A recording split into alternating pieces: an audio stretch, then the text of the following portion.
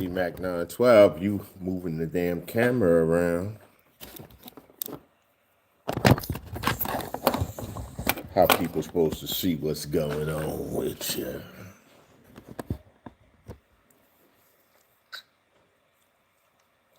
Hope everybody is doing well today.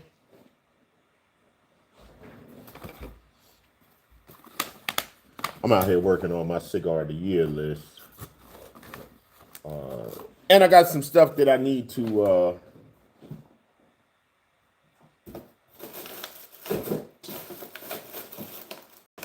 I got something that I need to smoke and maybe review, but as soon as I find it, I'll get it together.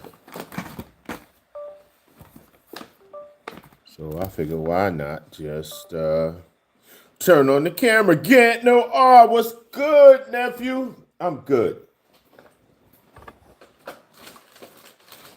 I am chilling, man. Tell your wife I say hey. Hey, big shout out to my nephew, Ron Rail.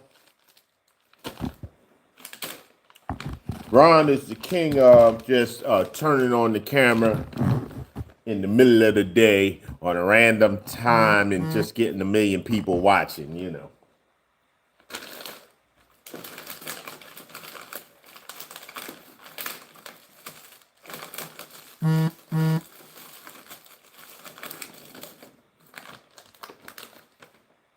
I ain't that good. If I was that good, I might be a little bit more prepared, Gant, but I really ain't, so.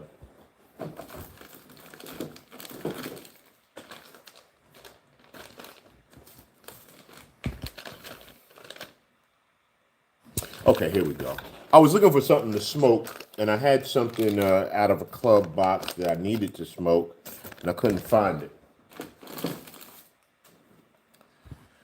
So, you know, behind the scenes, I'm also going to be doing a cigar review at the same time and working on my Cigar of the Year list.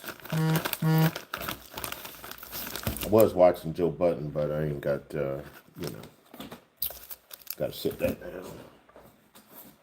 So, if you feel like watching, you get two things at once.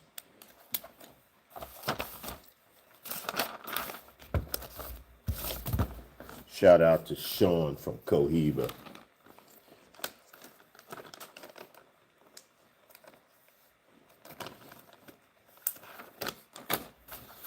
Always shout out to my sponsor, Steve Shaka from Dumbarton Tobacco and Trust. Shout out to you, brother Steve. Let's see, what we're going to smoke today.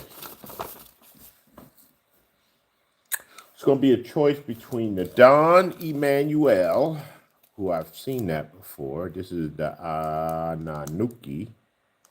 Anunnaki or something like that, or the LH anniversary. Shout out to my brother, Matt Bailey. Matt said, I want to say, there's a certain time coming up in a couple of weeks, he's going to be smoking all good stuff, and he's going to be drinking all good stuff. So shout out to you, brother Matt. Yeah, it's behind the scenes, brother. You working? I'm sure you are. You and your wife are both working. All right, so let's see. Don Emanuel and Nuki Anu. Medium body. So that'll work. That'll work for this afternoon. When I go to do the thumbnail, I'm going to have to steal the picture from somebody. But, you know, it is what it is.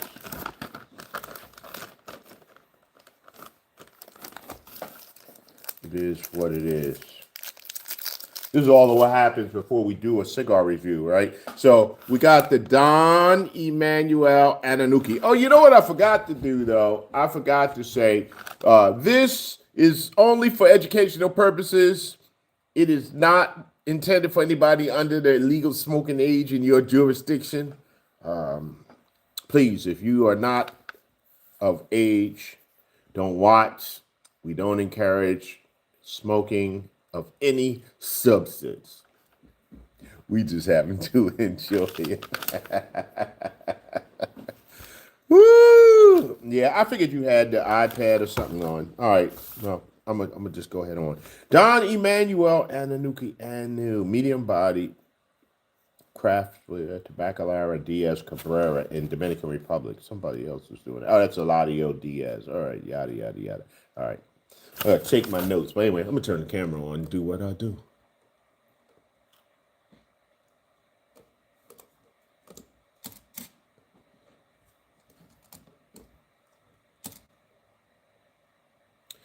Test 1 2 1 2 1 2.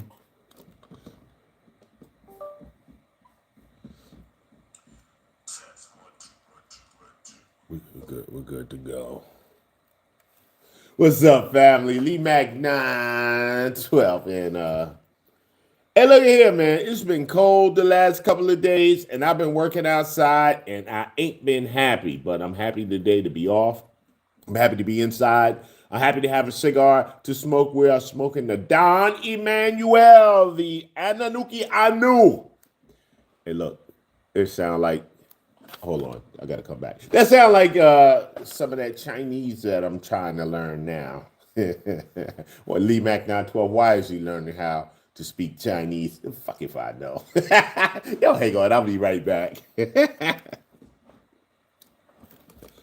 Good afternoon, my cigar smoking family.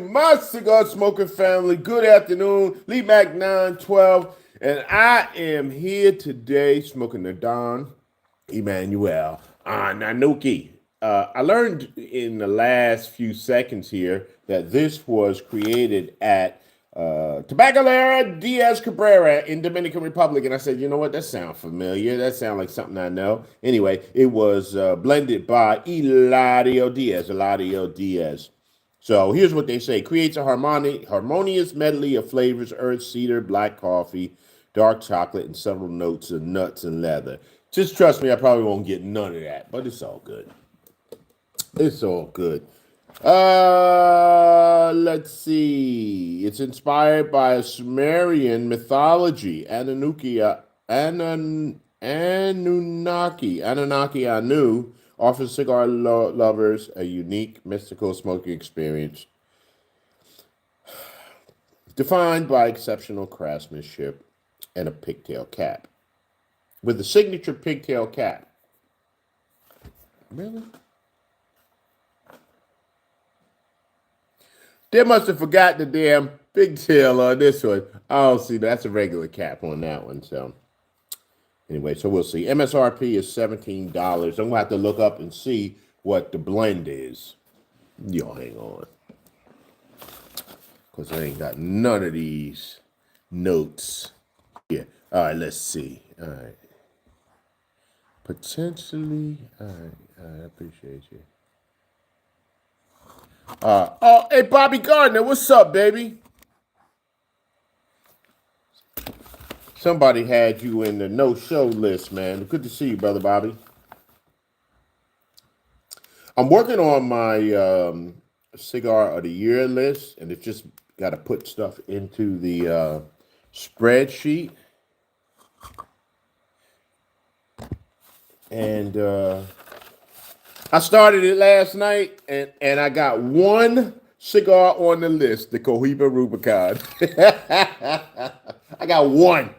I was like, you know what? I'm tired. I'm cold. I've been outside all day. I'm cranky. I'm agitated. I don't want to review a cigar. I don't want to deal with no damn whatchamacallit. So I just said, you know what? Let me just leave that alone. So that's what happened. So I'm going to work on that today.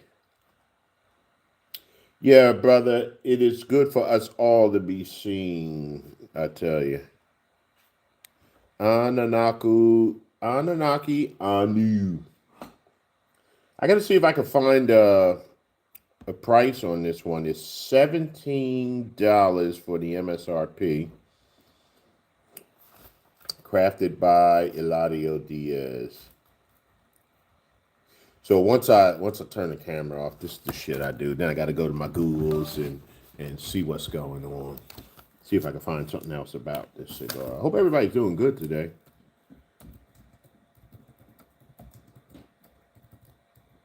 Shout out to my #1 moderator, Sister LaTanya.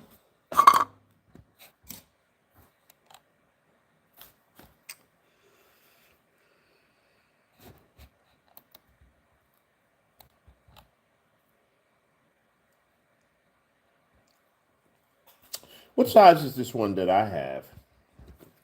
This looks like a Toro. Yeah, it's about 6 by 52 is what it looks like.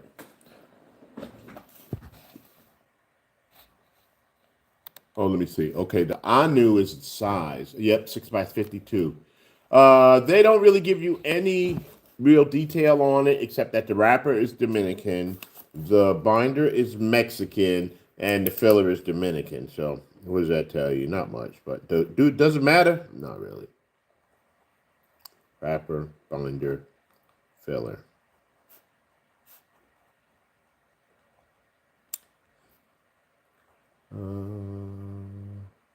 Binders. Oh, the binder is Mexican and the wrapper is Dominican. I think I said that wrong.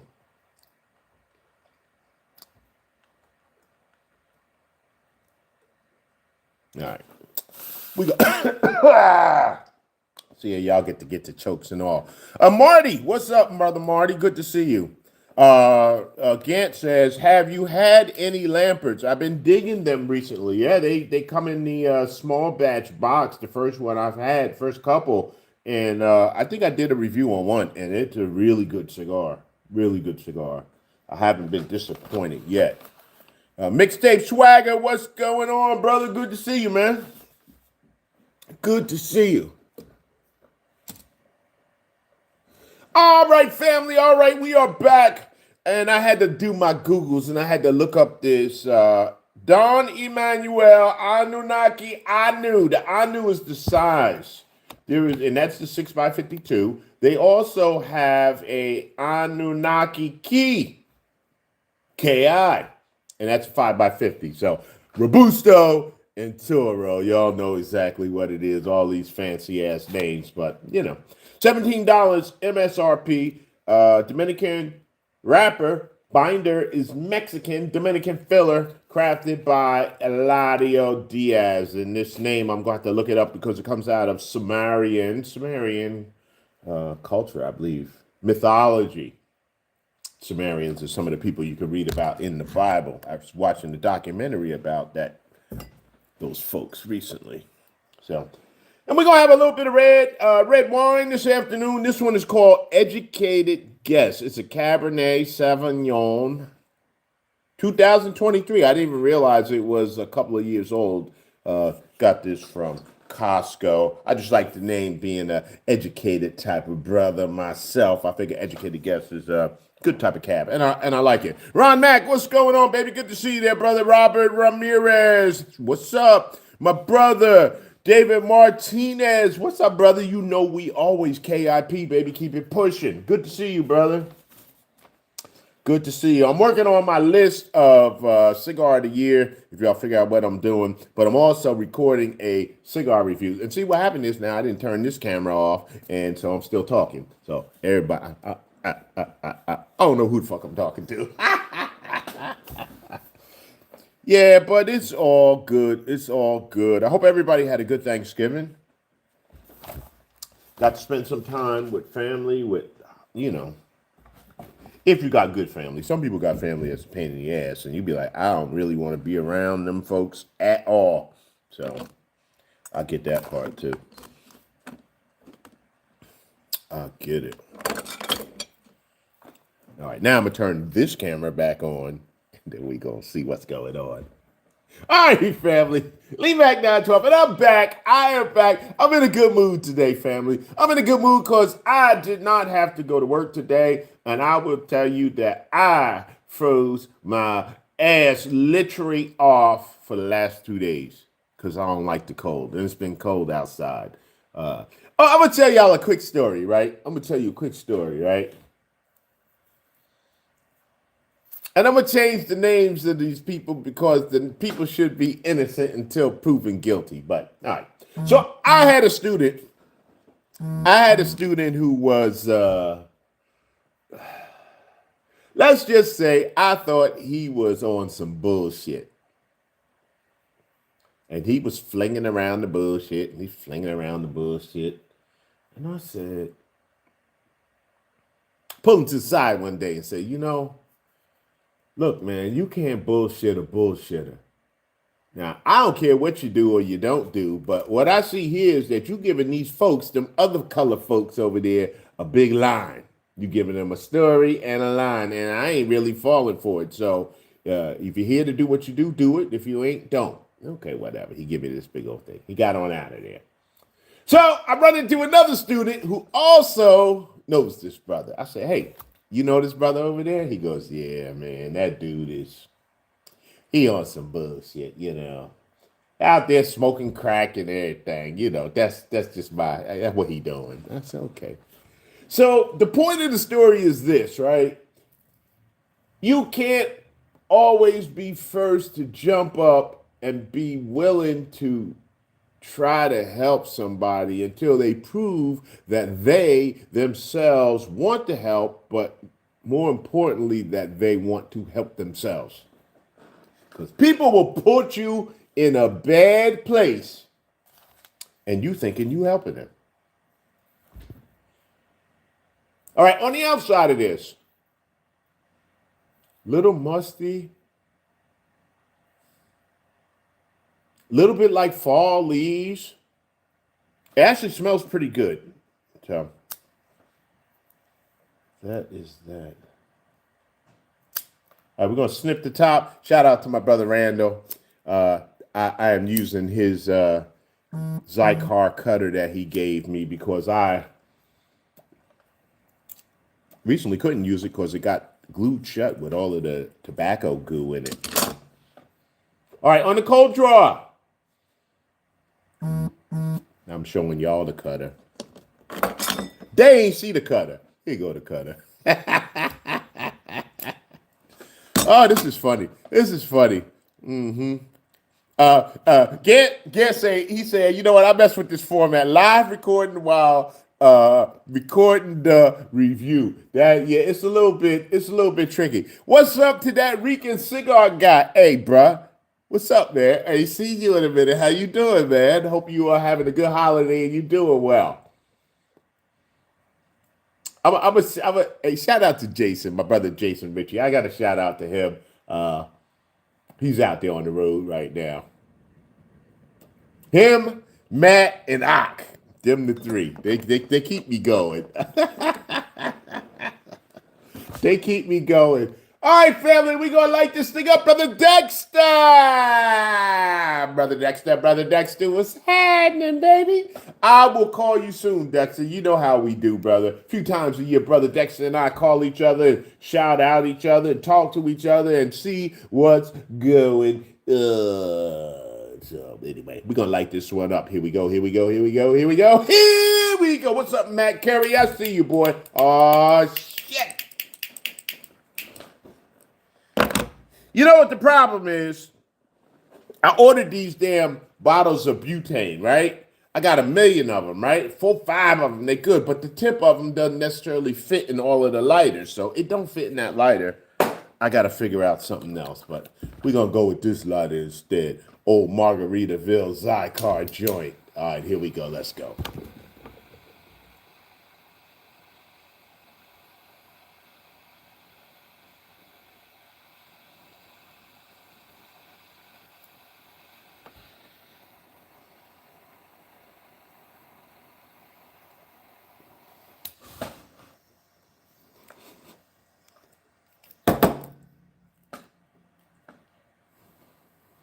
It ain't want to stop. It ain't want to stop making noise.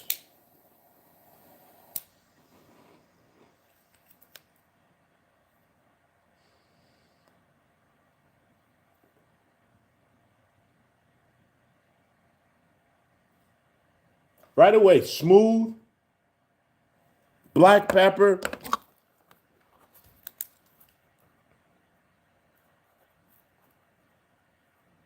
Not heavy black pepper.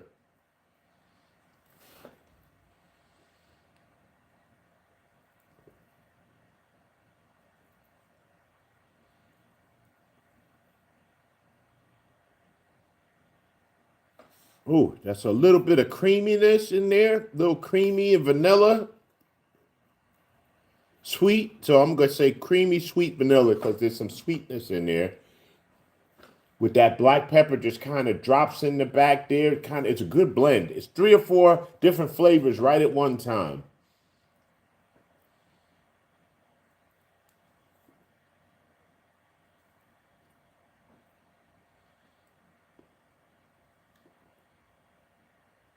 Retrohale. Medium sting, I'm saying. It's got that black pepper. Black pepper, it has medium sting. See, I get excited sometimes. I can't talk because I'm trying to think. I'm trying to talk. I'm trying to write. When you find something good, oh man, that's all right. I'm telling you, I've smoked some cigars in the last couple of weeks that I said, Latanya, I know we don't call them that no more, but in my head, I really had to call them that T word. I had to call them the T word. I was like, these things are just not good to me. Not good. So it's nice when you light up a cigar, at least in the beginning, that tastes pretty good. Shout out to Tim Rollins, my favorite cigar reviewer. So we're going to see what this cigar is. I don't have ratings like Tim is, but he starts off his first third. He gets the rating and goes to second third, his final third. What I can say that I do like about it right now is it doesn't have that Dominican twang. It doesn't have that mineraliness of a typical Dominican. That pepper could also be coming from the Mexican binder. Who knows?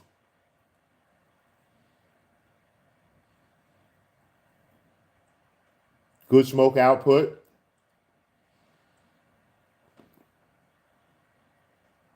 And the retrohale is really good. All right, family, y'all hang on. I'll be right back. All right. I can't say he was guessing terrible. This one's pretty good. Yo, terrible is the word? No, terrible is not the word yet. I can't say the word. Latanya beats me up every time I say the word, so I told her we will not be saying that word anymore. But there is a word. Okay, so let me get back to my list here for the cigar of the year. Oh, that's what happened. Okay, so we started with the Cohiba. And this is, I got to go back because I have I got 2 notebooks. This is my second notebook of the year. I got to find the first one, but I'm starting from now going back. This one starts in August. So I also have in there my iROBUSTO stuff. So that stuff doesn't have a rating. Okay, so the next cigar is by Definition. Definition Cigars. And that was the Definition Anillo. A-N-I-L-L-O. And if I'm smart, I'll put down all of the stuff that I need to put it into the spreadsheet. So this one is a 6x54 box press. So I wrote it down. So I'm doing pretty good there. It was $15.99. And let's see our ratings. Price 3, flavor 3.25. So I did pretty good because I put the formula into the spreadsheet. So now I don't have to worry about it. So again, I got it all the way out to 4 decimal places, man. So it's gonna be very close this year. At least the numbers will be correct. Construction is a 5. Flavor is 3.25. Overall smoking experience. Oh, same as the flavor, 3.25. Wow. It's like a 3.5. All right, bam. All right, hey, listen. I gotten just now gotten further than I did last night, because last night, not so good. Definition got some good stuff. I keep that equalizer stocked in my humidor in the camera room too. Again, so since it's just me and you talking, right? I'm gonna tell you something, right? I got a pack of Definition cigars in my humidor that's quite a few years old. I ain't gonna say how old they are. And I ordered them because I saw, hey, look, these brothers got these cigars or something different. Let me order them. And whoever was doing the shipping at that time, because it's not that way anymore, but whoever did the shipping at that time, the way that they showed up at my door, I was very unhappy about. So I never smoked them.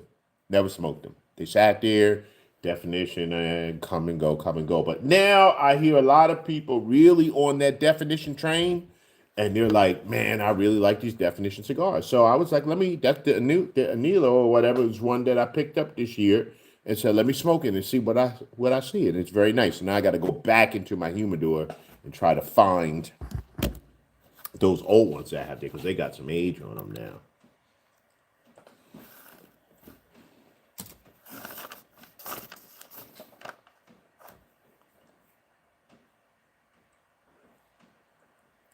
I haven't blown those smoke rings in a while, family. And those wasn't really rings. I don't know what that was.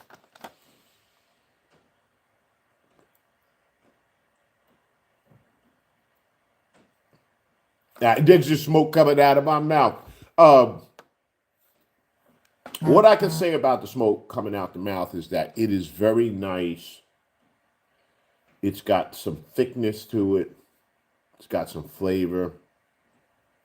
The flavor of the cigar overall is changing a little bit right now. Let's see where she's going. And I've only gotten into this. I've only gone. Yeah, I'll show y'all too. I've only gone not even half inch yet.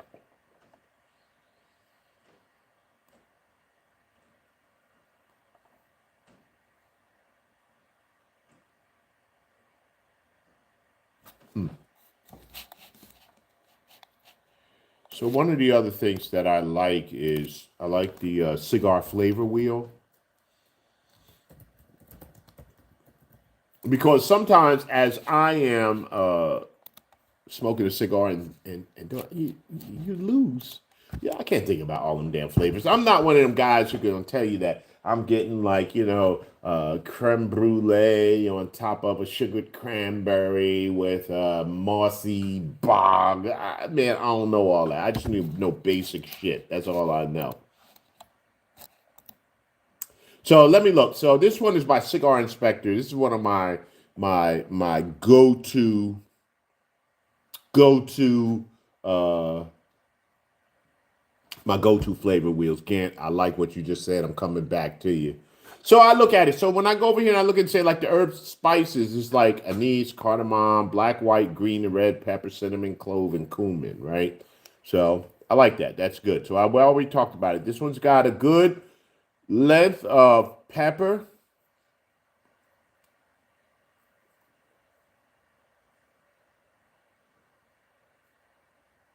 More on the black pepper side. Earth and mineral. Barnyard earth, lead, graphite, mineral, must, and salt. That's that area that I don't like so much. I don't really care for that much. Fruit. Cherry, citrus, currant, molasses, orange zest, plum, and raisin. So sometimes you get like that plum and raisin. I do on some of the darker Maduro cigars. I'm not getting that.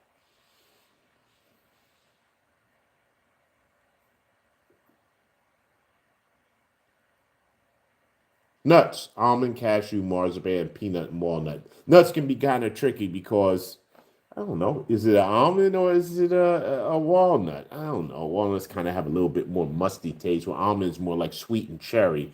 Cashews somewhere a little sweet too on that side. So there you go.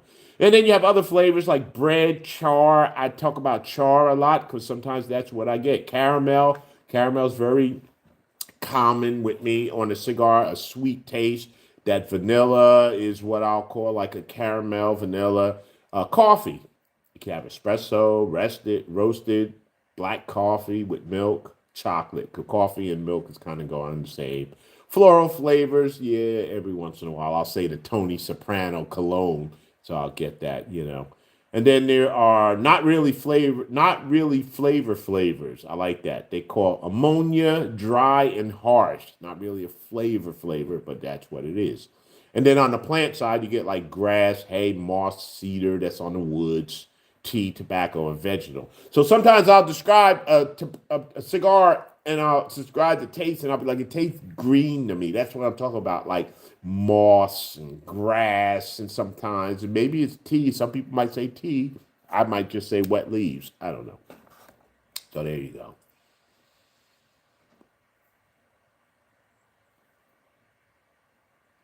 But it is very nice, very nice.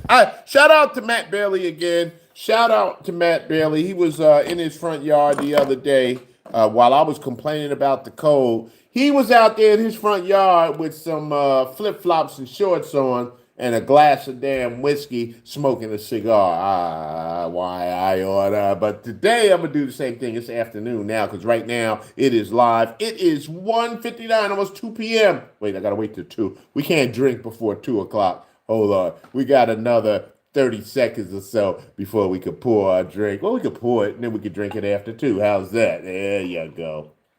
We got our Cabernet in the glass. Shout out to you, Cigar Pop. I see you over there, baby. Good to see you. Hope you are still recuperating, brother. Hope you are still recuperating well. All right, y'all. I'll be back. Oh, wait. I didn't get. It's 2 o'clock. Hold on. Let's take a sip and see how it goes with our cigar.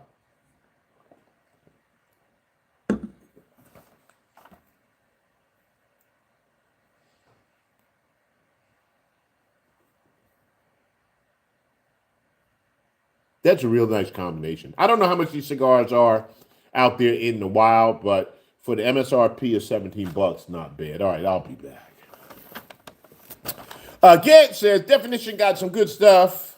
Keeps that equalizer stocked in his humidor in the Cameroon too, but the packaging is kind of suspect. They come naked in the box, packed in like paper scrap.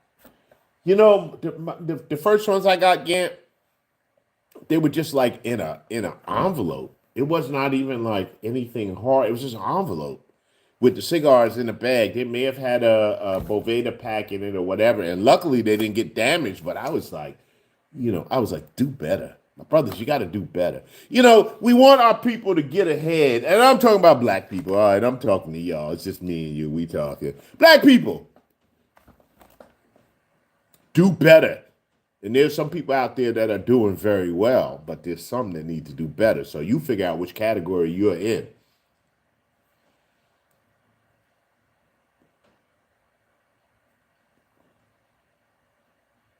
It's a good cigar. Cigar Pop, always good to see you, brother. Always good to see you. All right, so what's our next cigar on the list for Cigar of the Year? La Bamba 601 Warhead 2. It was handed to me personally by Jack Tarano out at the trade show.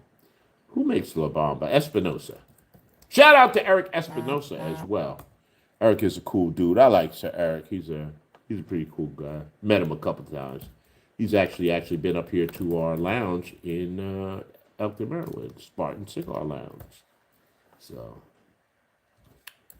Warhead. Oh, it's not the Warhead 2. I take it back. I complained about that in the review. I think it's the Warhead 11, but they have II, so it looks like Warhead 2.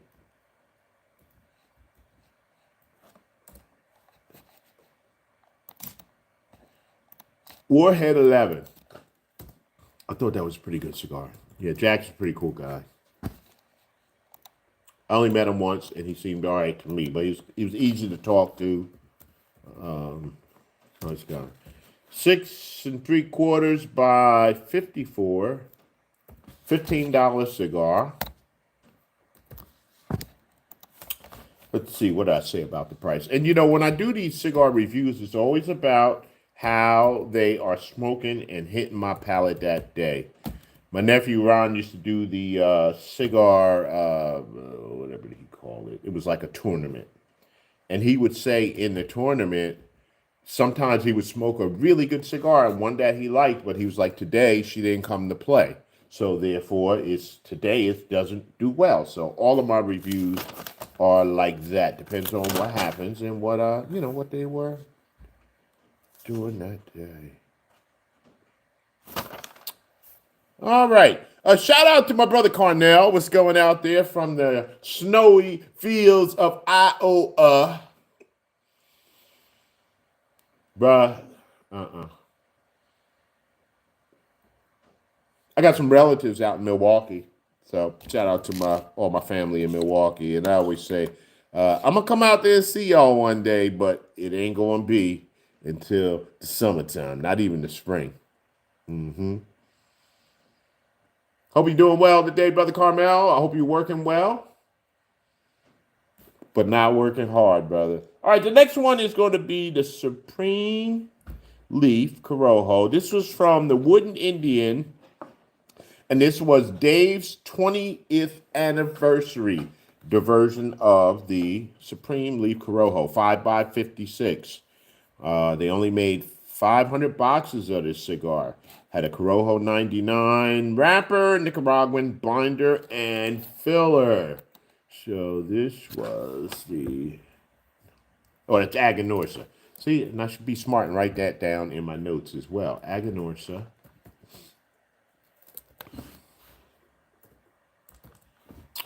Supreme Leaf. Let me see. Dave's 20th. I gotta abbreviate.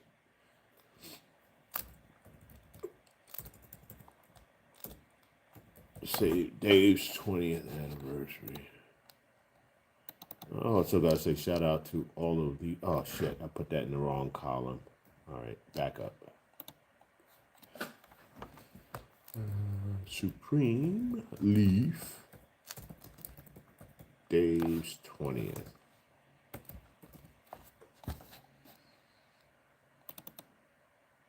Shout out to all of the little pizza places in New York City that makes that beautiful, wonderful pizza with that crispy crust on the bottom. All right, this one was a 5x56. 5x56.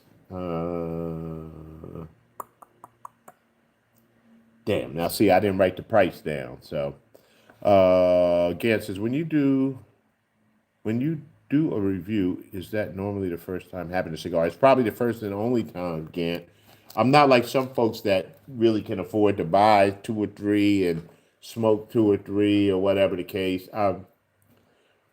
Only time I really will smoke more than one before I review it is if, manufacturer sends me a 3 or 5 pack, then I might be able to give away a couple and smoke a couple. I might review the second one, but most times it's once.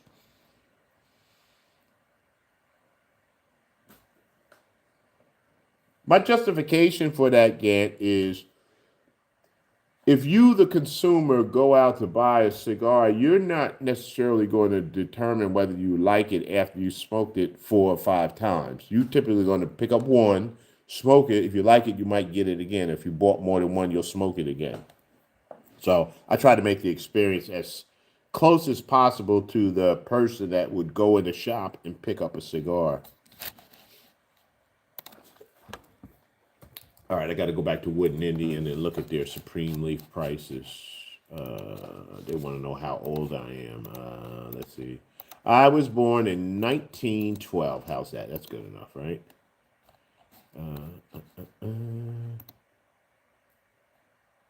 They still got these damn cigars here. $13.50. It said it was only 500 boxes, but it looked like they still got a lot of them there. All right, here we go. So that was $13.50. The price, I gave it a 3.6. Construction, most times construction gets a 5 unless there's a flaw in the cigar. Overall, 3.6. All right, there we go. All right, what's next?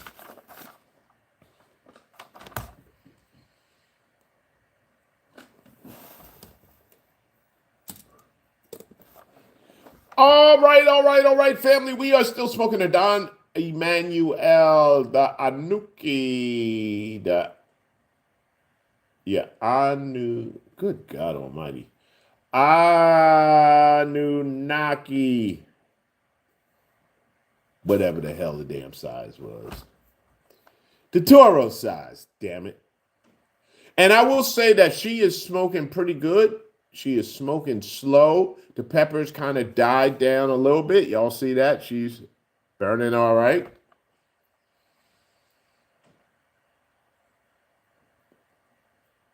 Nice draw. The creaminess and the sweetness is kind of dying down a little bit on it. The pepper is dying down. The ash just fell off in the ashtray. So we're going to see. The cigar might change as we go along. I got to write my notes here. The pepper dies a little bit, but it's still on the finish. But still on finish.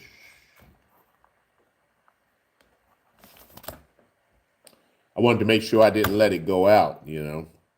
Something is in the water. Yeah, it sure is. What's going on? Brother, I believe. Could be sister. Oh, no, it's probably a brother. Sisters probably wouldn't say something like that. How you doing, man? Good to see you.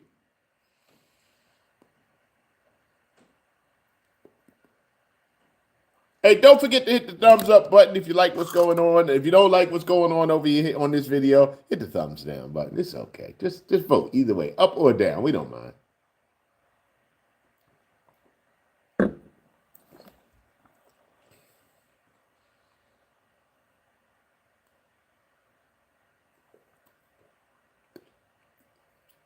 I shouted Jason out on my last video. And I said, you know, sometimes you have those friends when you trying to take the high road. They like, you know what? Fuck that shit. Let's go. Get in the car. Let's go. We ain't doing that. It's funny how you can have two people that come from different places in life, different backgrounds, different ethnicities. They're just too different as I won't even say a left and a right shoe because there's some similarities there, but just different, right? But then you find out that they get along like peas in a pod. They just like they grew up right next to each other in the same pea pod. That's the way it is with me and Jason, right? It's like before I mean, I knew Jason as a guy. I think we might have just met online during COVID. He was just a name on the screen or whatever, and he was somebody that was around a lot. We chit-chatted, blah, blah, blah, blah, blah, right? So I didn't know nothing about Jason. I didn't know nothing about his life. I didn't know nothing about what was going on at that time. All I knew was that I liked this dude. He was a dude. I like what he said as we typed and chatted or whatever. You know, he could stay and hang in with the conversation, and he was a nice guy, right? Later on, much later, after I really was like pretty cool with this dude, you know, I found out who he was in the music world. I found out about his background. And, you know, we've talked and shared some things, you know, behind the scenes or whatever. And I found out, yeah, we got a totally different lifestyle. But I still like this dude, right? And vice versa. It goes two ways, right? It's my dude, right? So much so that I say, you know, this is my little pink brother, you know, the little pink brother with the crazy ass dreadlocks. That's my little brother. And, you know, don't fuck with my brother, period. You know, and he's the same way, right? He's the same way. So you got to learn in life to hang close to the people that are, I want to say, in your corner, and leave them other people alone. And some of the people that you have to leave alone are your own family members. I'll tell you a story. I got family members that's blocked 10 ways from Sunday. You cannot contact me, period.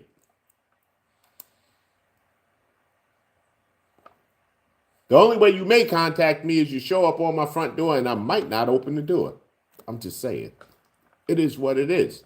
Now, being a Christian, you're supposed to say, turn the other cheek, forgive, you know, what would Jesus do? Giving a good example. You're not setting the, yeah, I know all of that. But I also know it's a part of my flaws, right? Because I'm not a perfect person. I'm a flawed human. And I don't ever profess to be perfect because I'm not. Oh, I'm not. I used to say from a kid all the way up until now, if you step on my toe hurts and I'm going to feel some type of way about it. That's what it is. And I might get over it and I might not. So, all right, family. We'll be back. We're going to smoke a little bit more. Slow smoking cigar, family. I don't know. We're going to have to see if we can get to the end of this review or else it'll be going on forever. Y'all hang on.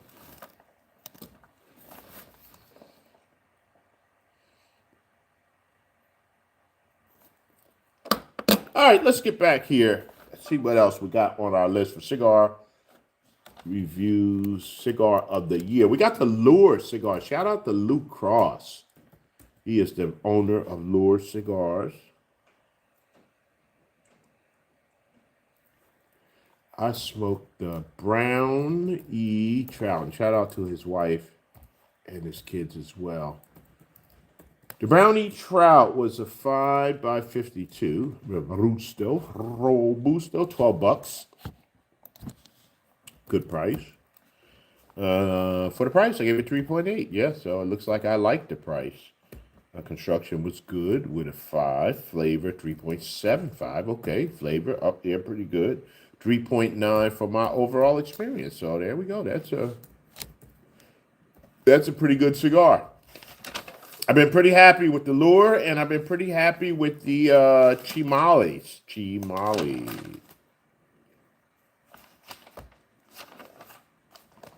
All right, here was an interesting cigar, the Vrech, V-R-E-C-H.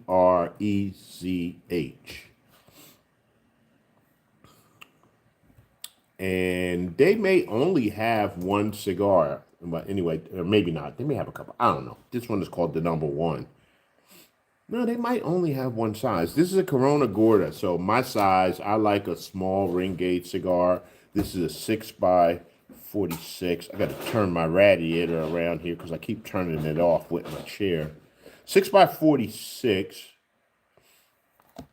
$14 stick. So for the price, I gave it a 3.4. Construction 5. It was good. Flavor 3.6. Overall 3.5. All right, there you go. So they did pretty good with that one. I like that one.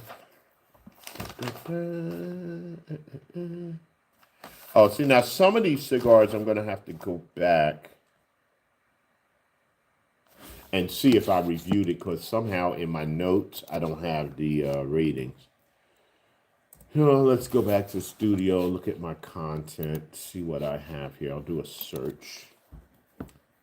El Mago Mystico. No, so I didn't do that one.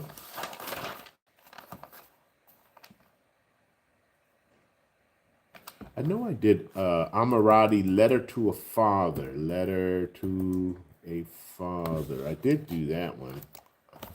I don't know why I didn't write down my damn numbers. So now what I got to do is I got to go back to the video. I got to go to the end. And I got to try to find out what the hell I said. I started out. I just don't believe it. And the thing that hurts me more than food pantry at work, and so people are at food banks, how they are going to. All right, let's see. Just chop these up. You know what? I don't think I did the. I did do a number, but. And even though some people don't need it, let's see. Medium strength right now, full flavor still. We gotta see. Yeah, that Pioneer by Chimali, good cigar as well. Good stuff that was in it. The pepper has died down. The spices died down to it. It feels like a solid. So, Bobby, unfortunately, all of my cigars are sold out. They were only available at the Pravada Cigar Club. And they all gone, brother. But shoot me an email. I might have some of the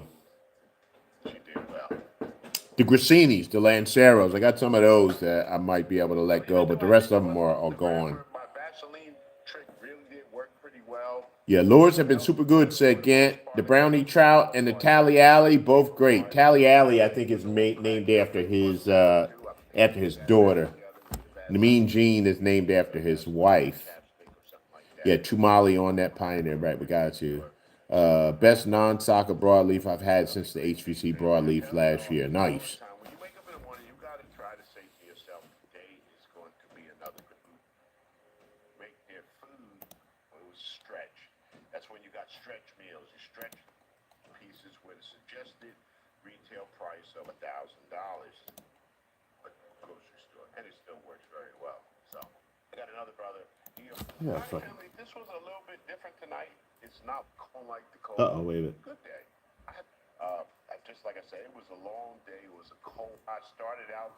I might not have given this a review. I don't know.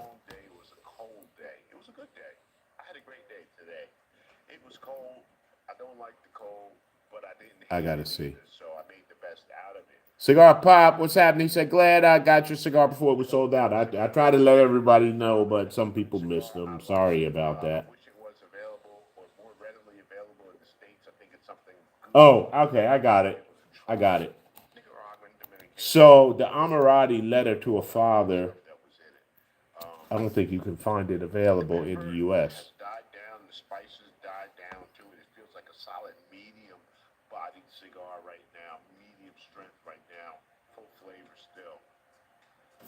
All right, I'm gonna bend that page down. I'll come back to it.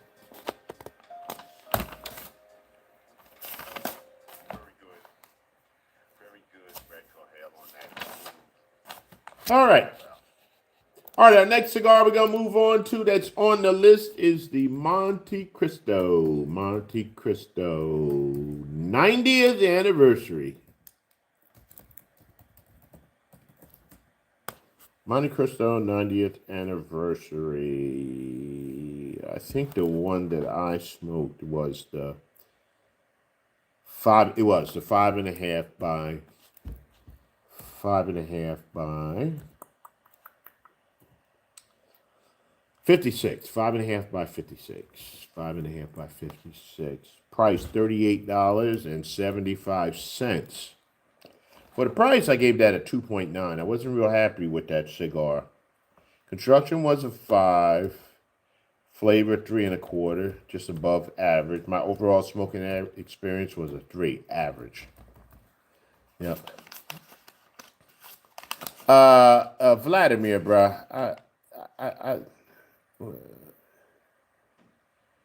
Una demanda mia zio ha vista su ticoche cafe machinados coffee buena hora mattina cafe non vago a grazi. What are we talking something about? Talking about coffee, yeah. It's tough, Vladimir. Shout out to you, brother. I ain't seen you in a minute, but all right. So now for my brother Vladimir, let me just go over here to Google Translate.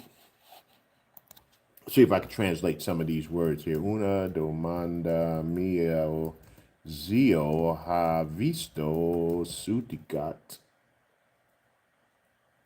Okay. Is it Uncle had a question? Che Mettere Zucchero. Oh, okay. Nel Caffa Macinato Diventa molto buono ma oro no ora Machina. Oh, thanks, Cigar Pops. Oh, okay. So my uncle saw on TikTok that adding sugar to coffee makes it taste better, but now my coffee machine is broken. Help, thanks. Hey, Pop. Hey, you know I was struggling with that one. Yeah, okay. I can't help you with that one, brother. Hey, Keith. I love the new feature on Google Lens where you can just hold up something and you can translate. But I don't have that available. I was in the Chinese. I would call it Chinese, Asian supermarket because they have more than just Chinese food. And so a lot of the stuff in there is all Asian. It's got the Hanzi, use the Hanzi in the characters and all of that stuff. And I was like, oh man. But now I can just hold my phone up to it and it just translates it instantly. I was a big time star over there, boy. I was gonna do, and I haven't done it. I have here the Trinidad by Tommy Bahama. It's a collaboration by Rafael Nodal and AJ Fernandez. I got the notes on the page here, but I never got there. Yeah, you're right. It is a great tool. I'm trying to learn mi Espanol, but you know, it's a struggle. All right, let's see. Veterans Day. Are we almost up to? I gotta go find my other notebook now. So shout out to Steve Saka over there at Dunbarton Tobacco and Trust. Steve is my longtime sponsor. Like Steve. Another guy that I just like. Because when I go up and I ask Steve a question, I can ask him a question about anything, politically correct or not, and we can have a great conversation, which we always do. The Sobremesa Solita Red. Solita Red. That's a 6 1/4 by 46. Matt Bailey will say it's nice, but it ain't big enough, so. $18.66.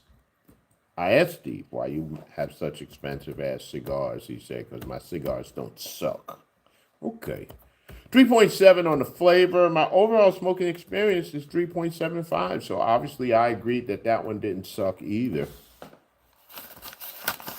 Bobby Williamson, what's going on, brother? Happy holidays to you as well, my brother. Now, let's see. Did I do the Crown Hedge Broadway Robusto? I did not. We did that on Meet in the Middle. The Atabey Mysticos I didn't do. All right. I'm definitely going to have to go here. We did the CAO Fasa, and here is today. So now I got to find my other notebook. Wolfman Ant, what's up, brother? Hope you are doing well. You have a good day as well, brother. Appreciate you. Yeah, the one thing I can say about Dunbarton, and people will say that I'm sucking on the Dunbarton tit, but I ain't, because I don't like all their cigars, but the cigars that they make are good cigars.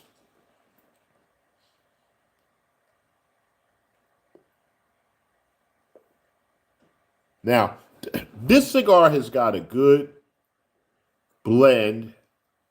It's burning slow, and it hasn't gone out.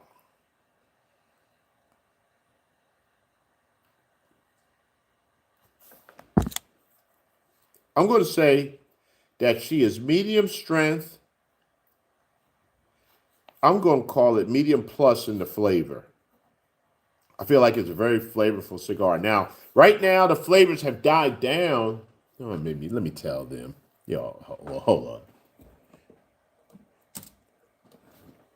All right, family. We are still smoking that. You know what it is. I done said it so many times. You know what's funny to me?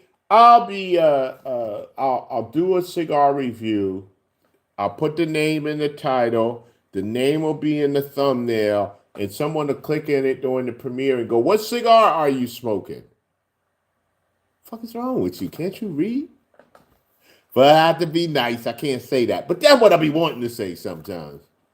What's wrong with you? You want us to do everything for, like my son? You want me to do everything for you?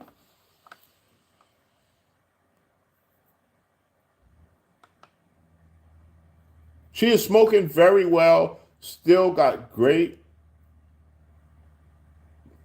feel in the mouth, good smoke output. I feel like she's medium strength, medium plus maybe. I'm going to put down medium plus. And the flavor, I feel like it's medium plus on the flavor as well. Flavors kind of changed and died down. I think the flavor was a lot better in the beginning. It was a lot interesting, more creamy and sweet to me. But what's going on here is not bad.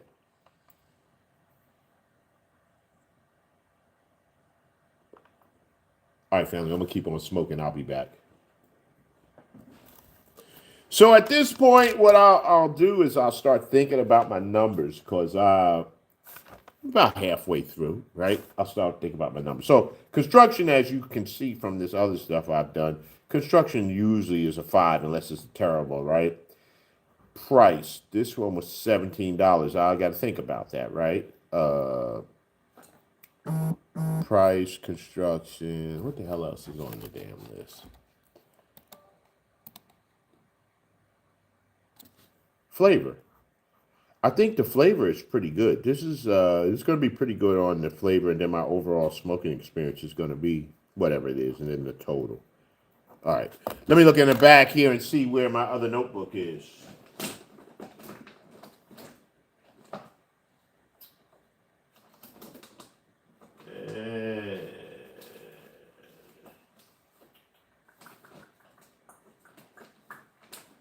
Well,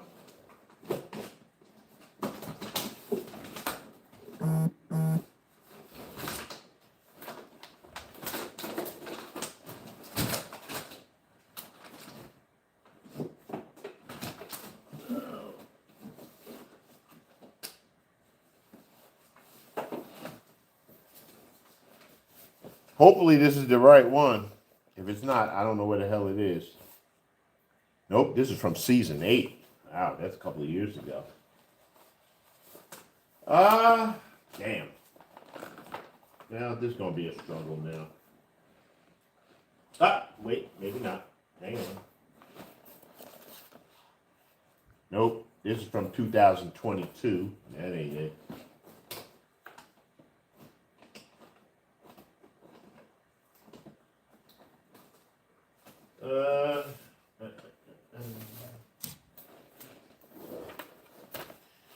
I hope I didn't do like my wife. My wife is like packing up stuff for the move, and I go to look for my favorite such and such, and she's already packed it up somewhere.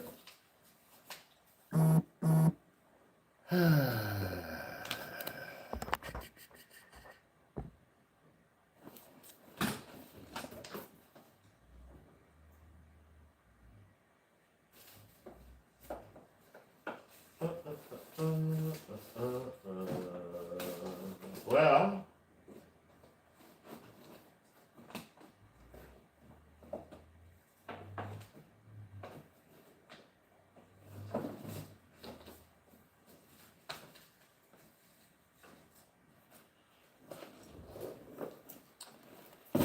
I might end up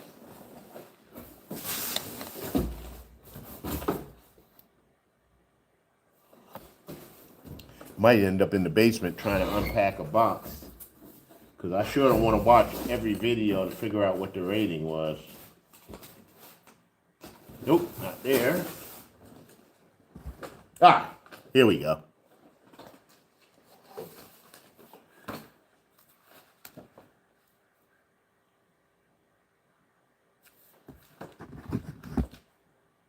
Boy, this one is from 2024. Cam Scott, Matt Bailey, Sean Sangster, Javier Perez, Gray Man, Gant, Isaac Champs, Brother Smiley, Lori, Latanya. Shout out to all of y'all. And Cowboy. See his name down there. Here we go. Season 11, Book 1. Whew. Thought that was going to be a rough one, boy. Let me straighten up my hat here. Oh, Lord. Soon got a little hot. Shout out to my folks from T-Boo. No, my head is too hot for that right now. We're going to take that off.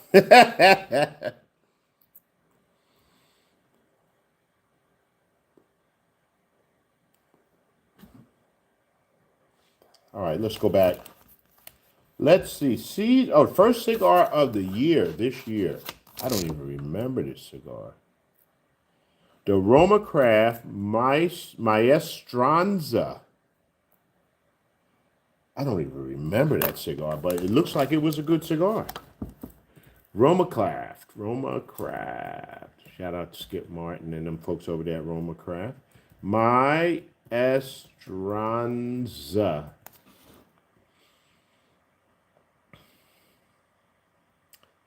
Man, you can tell I started off the year with a bang. Look, it's lots of notes, and it's written in script.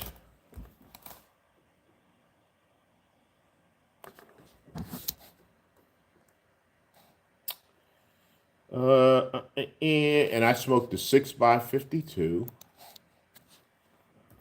6x52.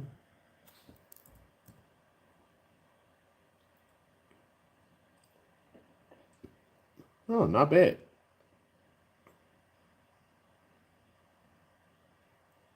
$10.19. So not an expensive cigar.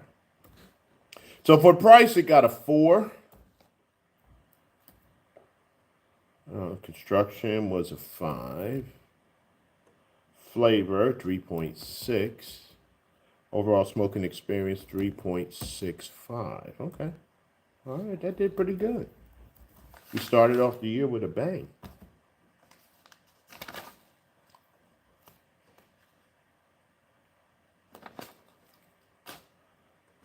And then the very next day, I did the Powstownie or the Poshania, but we call it Powstownie. Powstanie. Poshania. Which cigar was this?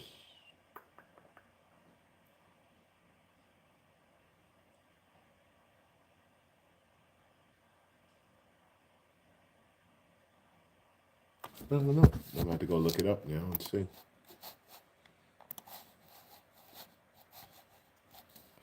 Poshania. Search.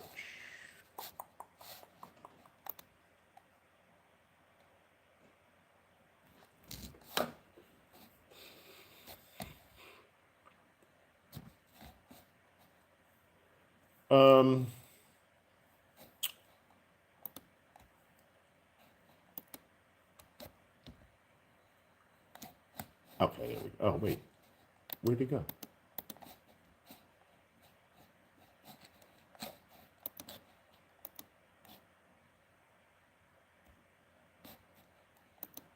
Okay. Powstanie. Oh, catastrophic failure. But why is the, sometimes technology don't work like it's supposed to.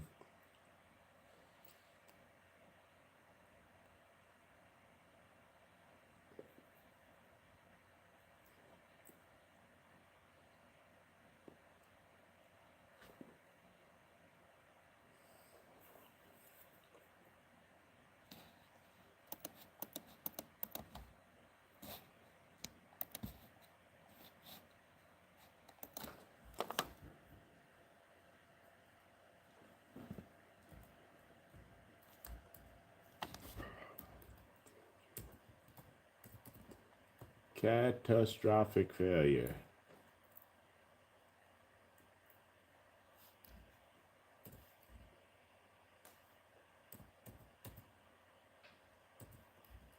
Powstani.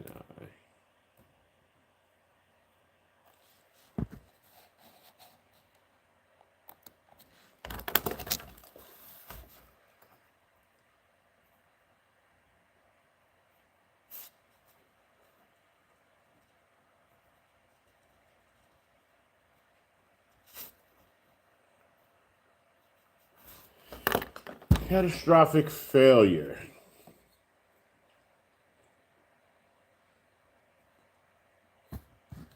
MSRP on that one was $12. This is one that I smoked more than one of because they sent them to me. Now let's see what I thought about the cigar. Catastrophic failure. Catastrophic failure.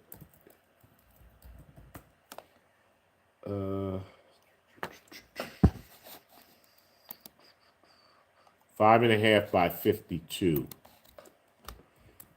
5.5 by 52.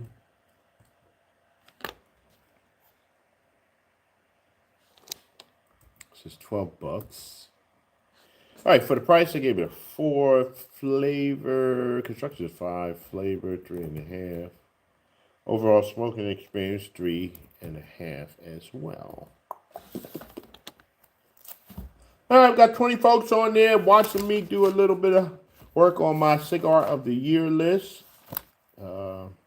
11 of y'all like what's going on. 10 of y'all either gave it a thumbs down or you forgot to hit the thumbs up button. So if you would do me a favor, I would appreciate it.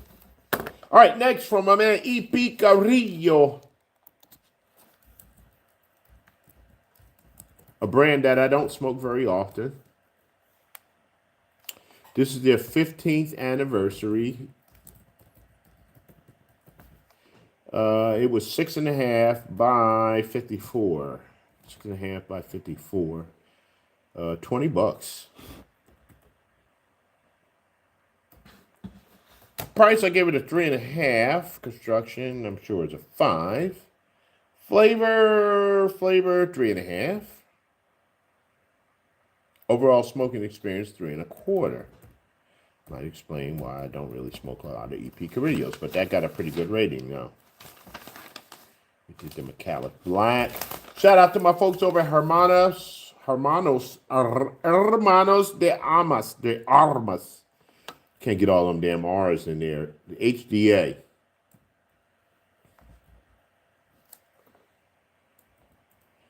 And the cigar I did was the Cataclysm. They were happy with my review when I saw them at the trade show. 6x54 Toro. $13. Got that out of the BLL club box, I believe.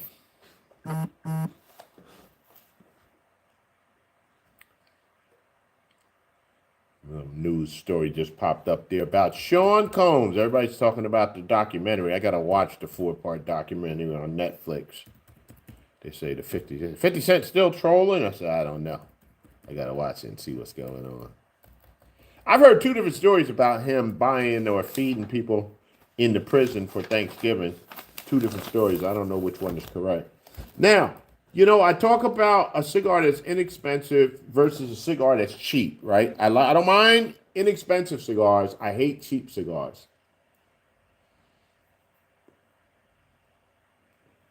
And this next one is going to be a good inexpensive cigar. Sweet Lowry, what's going on, brother? Good to see you, man. I must have missed some comments there because Swede is giving him a thing. Oh, let's see. LeeMack, what's up, my brother? Happy holidays to you. Since I missed Thanksgiving, probably I'll miss Christmas too, knowing me. It's this damn airline, but knowing you, I know that it's all love, my brother, so it's never a problem. Whether I see you or I don't see you, I know you in the corner, so I appreciate you. Long-time supporter, brother. Big Country, what's going on? Hey, Big Country, I don't even know if I did a Padron this year, but, you know, you and Matt Bailey trying to, you know, start some shit.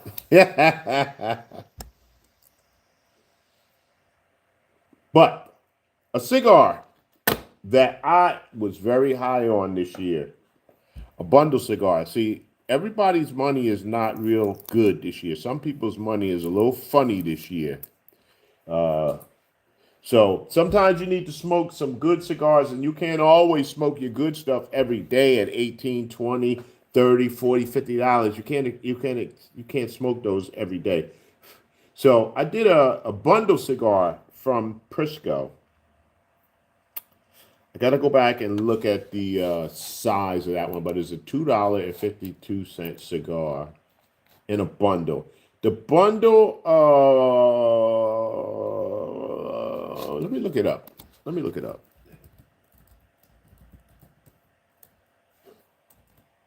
And they were also another random company that reached out to me on Instagram. And I said, okay, send over a cigar. I'll try it. And the funniest thing is they have some that have foot bands and all that other good stuff on them. It's called the H. Tudela Maduro. I didn't really care for that one as much as the other ones.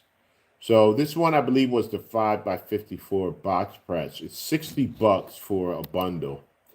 And I think it's a bundle of 25. It is a bundle of 25. If you like smoking a lot of cigars and you want to be able to smoke stuff and you got stuff you got to smoke in between your good stuff, this is a good cigar to fill out that rating.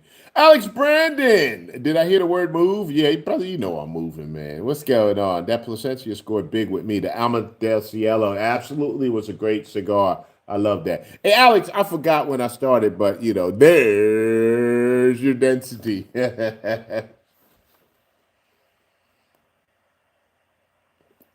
Sweet say lot nah on the Padron. I hear you, brother. Big Country says it's fun searching for and finding great deals on budget bangers. It absolutely is, because most of the times my expectations of those budget cigars is that they're gonna be all right, but they're not really gonna be great. You know, this cigar was a really decent cigar, 5 by 54. So let me put the size in there, 5 by 54. I put $2.52 because you got to buy them by the bundle, $60, and for the price, I gave it a 4.2, which is really good. Construction was a 5; it was great construction. Flavor 3.2, so it's not really going to be super banging, complex, greatest cigar to blow your skirt up, but you need something to fill in those empty times. That one will do it for you. Overall smoking experience, I gave it a 3.25. Is that right? Yeah, it is. Yep. But she rated overall 3.8. So for a $2 cigar, that rates 2.8, and this is the box press Habano. So, yeah, to me you can't beat that. That was a good cigar. Yep. Swede says, top of my list this year is the La Aurora Family Creed. He said, boy, that joint blew me away. Hadn't bought a box in a couple of years. I grabbed a box of those, and man, I'm telling you, good cigar. I haven't had that one, Swede. I got to put that on my list. I ain't a big La Aurora guy either, you know, but hey, I'm always down to try.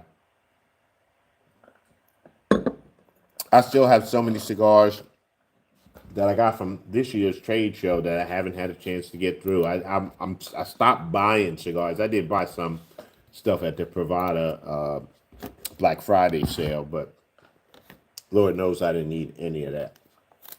But they had some of my favorites there, so I had to go and try it. Let's see, Travada. Oh, what is this? What cigar was this? Oh. Maybe this was the Hoyo de Nicaragua. Hoyo de Nicaragua Cinco de Cinco. That's not a new one. Hoyo de Nicaragua. Cinco de Cinco. Cinco. 6 by, it goes to 6 by 54. /56, so I think it gets bigger or something on one end. I don't know. I had the 5 by 50. No, I take that back. 5 by 50. 5 by 50. $16. A lot of money for a Robusto, Matt Bailey. All right, I need to freeze this row. How do I do that? Let's see.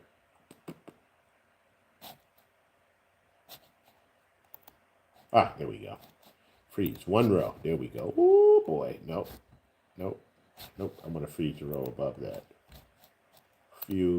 Freeze. 2 rows. Let's do 2. There we go. All right, let's see. So Hoyo de Nicaragua, Cinco de Cinco price. I got $16. I said that was a lot of money for that. I gave it a 2.9. Construction is a 5. Flavor is a 3. And I gave that a 2.9 overall. So I wasn't real happy with that. Wasn't real happy. Sweet say he don't really smoke very much of them La Auroras either. But another reason it blew him away because they've been on the downhill track for years. That's true. So I was a little apprehensive to spend $20 for one, but man, I'm telling you, got to get that one. I'll take your word for it, brother. And that was the, let me see, what was that? That was the, I got a La Aurora Family Creed. All right, I'll try to remember that. Mr. Leon Moore, what's going on, my brother Leon? How you doing, brother? We always have a good time with Leon. He's a good brother. Good to see you, man. All right, Howard G. Howard G. I was talking about Howard G the other day. And I was in my shop and I was talking to the owners and I said, talking about Howard G cigars. She said, I never heard of Howard G. I said, you never heard of Howard G? I said, yeah, Howard G was tied in with the Fuente family. Howard showed me a family photo they did of the Fuentes, and he was the only little chip in the bunch. You know, I was like, hey, Howard was in the damn family picture. So Big Daddy was his, he called him like his godfather, you know. Somehow they got hooked up, and that was how he kind of got into tobacco. So I never really smoked a lot of Howard G. Shout out to Cowboy. Cowboy is the one who introduced me to Howard G. cigars. And Howard actually was in the lounge.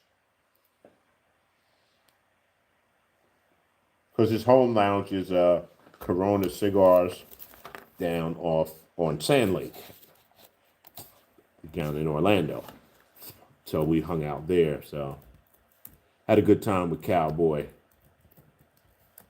This is the Howard G. Black Moses. And it was a 6 1/8. Oh, Lord. It's been a long time since I had to figure out what that is. So let me get my calculator to turn that fraction into a number. 1/8. 0.125. Thank you. 6.125 by 58. So it's a fat cigar. Price $15. So for the price, I gave it 3.1. All right. Construction was a 5, so no problems there. Flavor 3 1/4. Overall smoking experience 3 1/4. And we go for Brother Howard. He'll be in the middle of the pack. Middle of the pack. Big Country Mac. I just got back from the Cayman Islands. Yes, sir. Kept seeing the ad for 100% Cayman tobaccos. I wanted to visit, but didn't have time. I haven't smoked any Cayman Island cigars. Don't think I have heard anything about them, but sure would have been trying to beat my. Oh, let me see. I would have trying to been able to beat a path, but I understand when you can't make it there. But here's the good thing. Small batch. Let's see. Do they have them in stock? They do. They've got some Cayman cigars in stock. They got a lot of different ones, a lot of different blends. So if you still want to try them, you can go over there and check them out at Small Batch. Yeah, they come in 4-packs. So here you go. $54 for this one. So you could check it out. Check it out. Check it out. All right, let's see. We are up to March now. LaTanya was drinking tequila with mango passion fruit. All right. Black Angus Florida Sun Grown. Is that a Dunbarton cigar? I think it is. I'm not a big Florida Sun Grown fan. Well, I love the idea that, you know, what Jeff did, Jeff Borchowitz, who went and revived that tobacco that used to be grown in Florida on the old fields. So I'm a big fan of the story. Yes, it's a Corona cigar exclusive made by Dunbarton. I believe he also has a cattle farm, which is where the name came from, that Black Angus.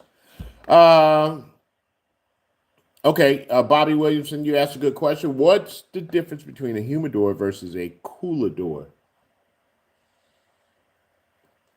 Coolador is what we use. Let me change that. In the end, what's the difference? Nothing.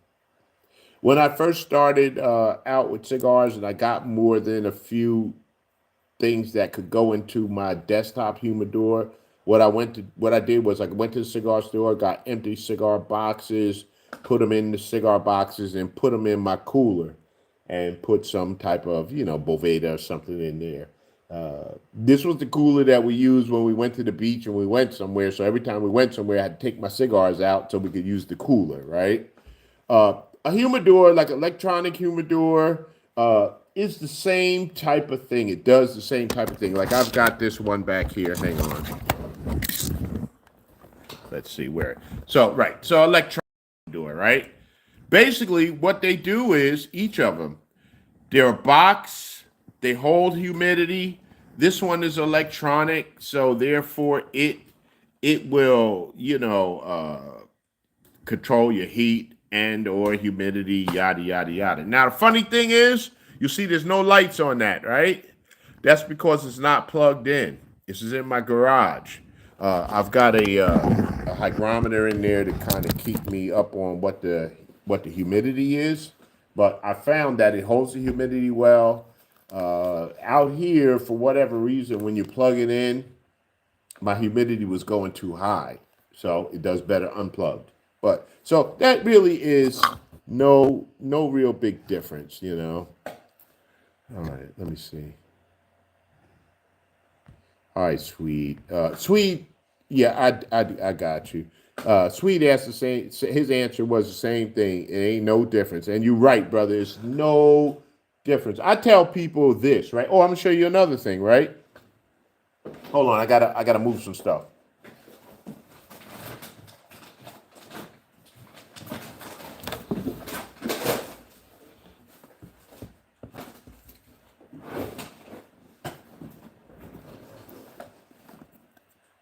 It's another box that I use, right?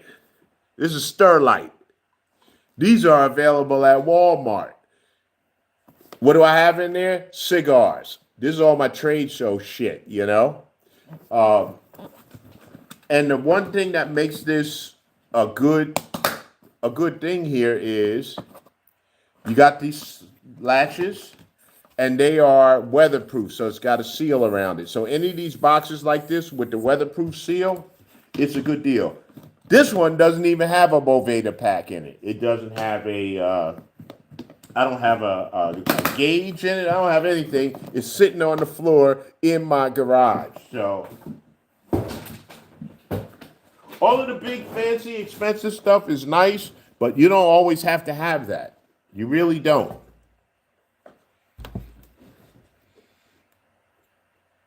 Sweet says, man, I still got my cooler doors. They hold all my boxes. I just stepped up from using cigar boxes for cedar and lined my cooler doors with cedar from the lumber store, and then that makes them good. That's perfect. And I'm going to tell you what I did, Sweet, from the beginning, what I used to do.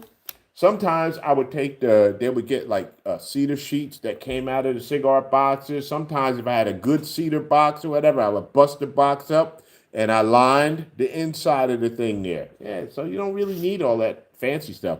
I got a big humidor upstairs that was a wine cabinet. If you find somebody throwing away one of those old wine cabinets that doesn't work anymore, you don't need that. All you need is the box.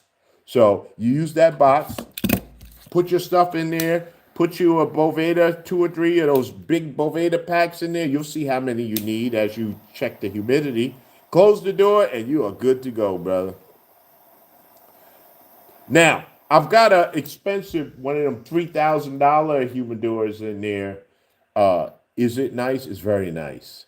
Does it do a good job? Does a very good job. It holds the temperature very steady. I don't have to put Boveda. I put water in it. It holds the humidity very steady. So does it work a lot better? Yes. Does it do the same thing? Yes.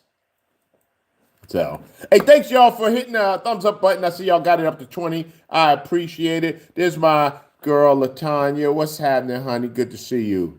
Yeah, and Leon says, not a, hold on. Let's see, LaTanya got me all messed up there.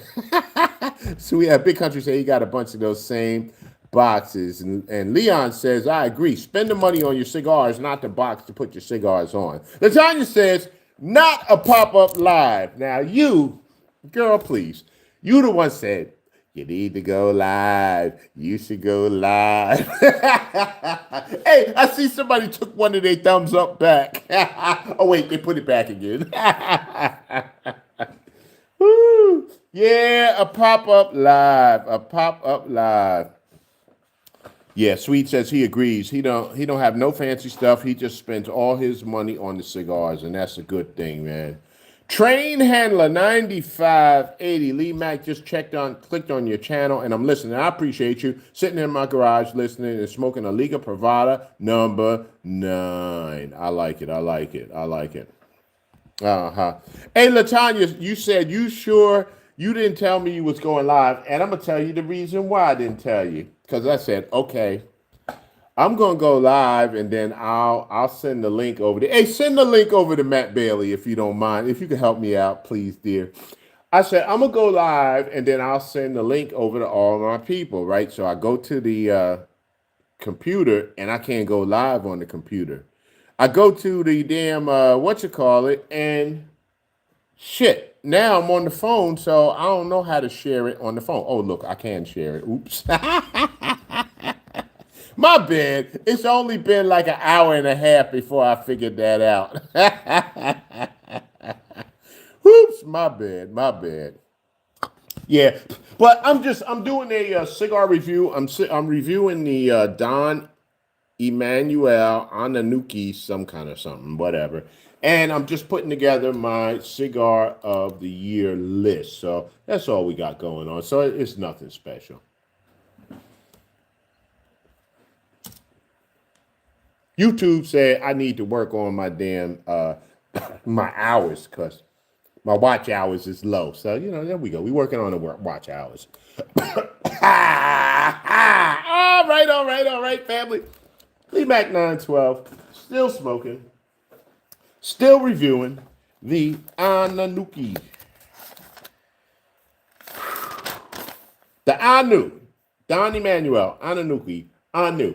A good cigar. I'm enjoying it. She's burning very well. I've been smoking a good hour, 15 minutes with this cigar, and she is still burning very well. Haven't really had to futz with the relights or anything like that. And she is a good cigar. I'd say that she's kind of dying down in flavor and strength. So right now she's just kind of right medium, maybe going medium minus right now.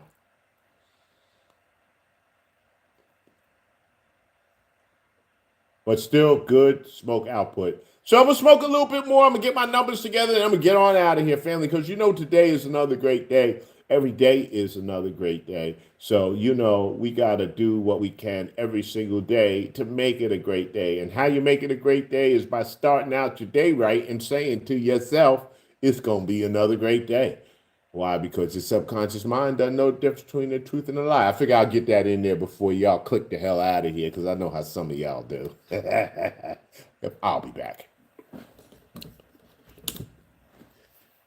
Right about now, what happens? The battery on my camera dies. I've been in here an hour and a half, Latanya.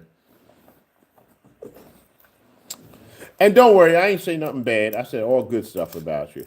Oh, everybody that's on, stay tuned. We are going to be having a Dunbarton Tobacco and Trust HERF in January and February. This is going to be for our loyal supporters and anybody that wants to come.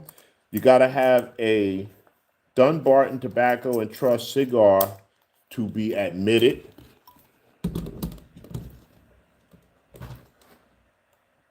Latanya is going to be checking your cigars at the door, so don't be trying to sneak in with your factory smoke or something and say, I'm just going to come in. We're going to have a good time, as we always do. We always have a good time on the HERF. Anybody that's ever been there will know that we are going to have a good time. Sweet, you're asking a good question. When is the next LeeMack912 cigar?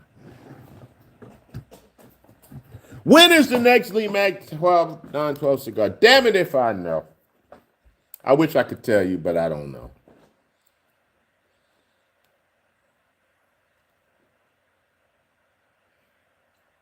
Just suffice it to say, no, I ain't gonna say nothing. Never mind. Never mind. I'm gonna shut up. Hey, Matt Bailey, what's going on, man? Hey, listen, Latanya, you and Matt could just jump on me later. Yeah, I tell you, this brother been live talking shit. You know, I ain't really been doing nothing. I'm working on my list. I'm doing a review. Don Emanuel, and I'm working on my cigar of the year list. So our next cigar that we have that's going into the list is going to be from Dunbarton Tobacco and Trust. And this is a Corona cigar exclusive. It's called the Black Angus. Black Angus. That cigar is, what size is it? Shit, I don't know. All right, so I got to go over here and look it up. 6 1/4 by 54.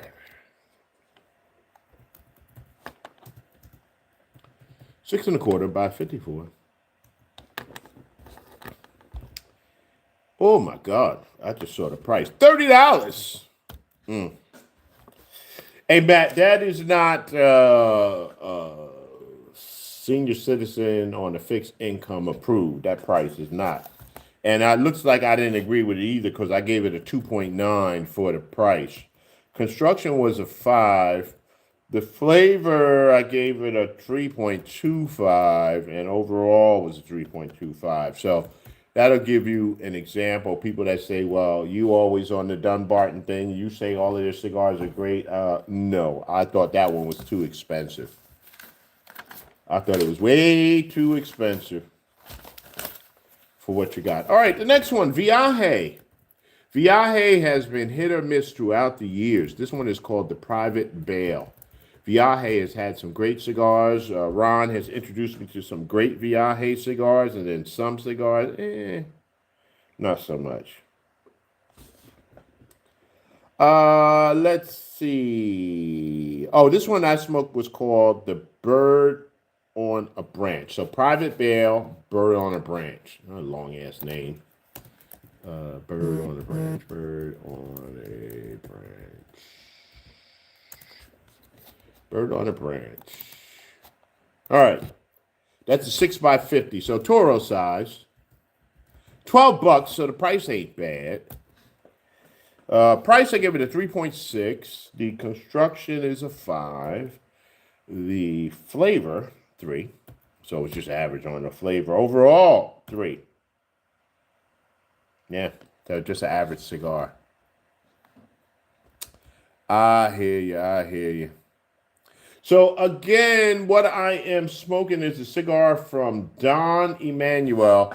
This one was created by our buddy Eladio Diaz. It's called the Don Emanuel. Don Emanuel. I think that's probably backwards. It looked backwards to me. And this is the Anu.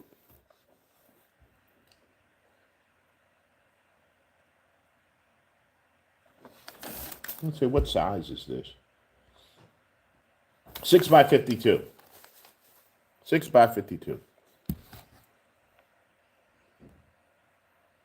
Yes, Viaje is definitely very hit or miss.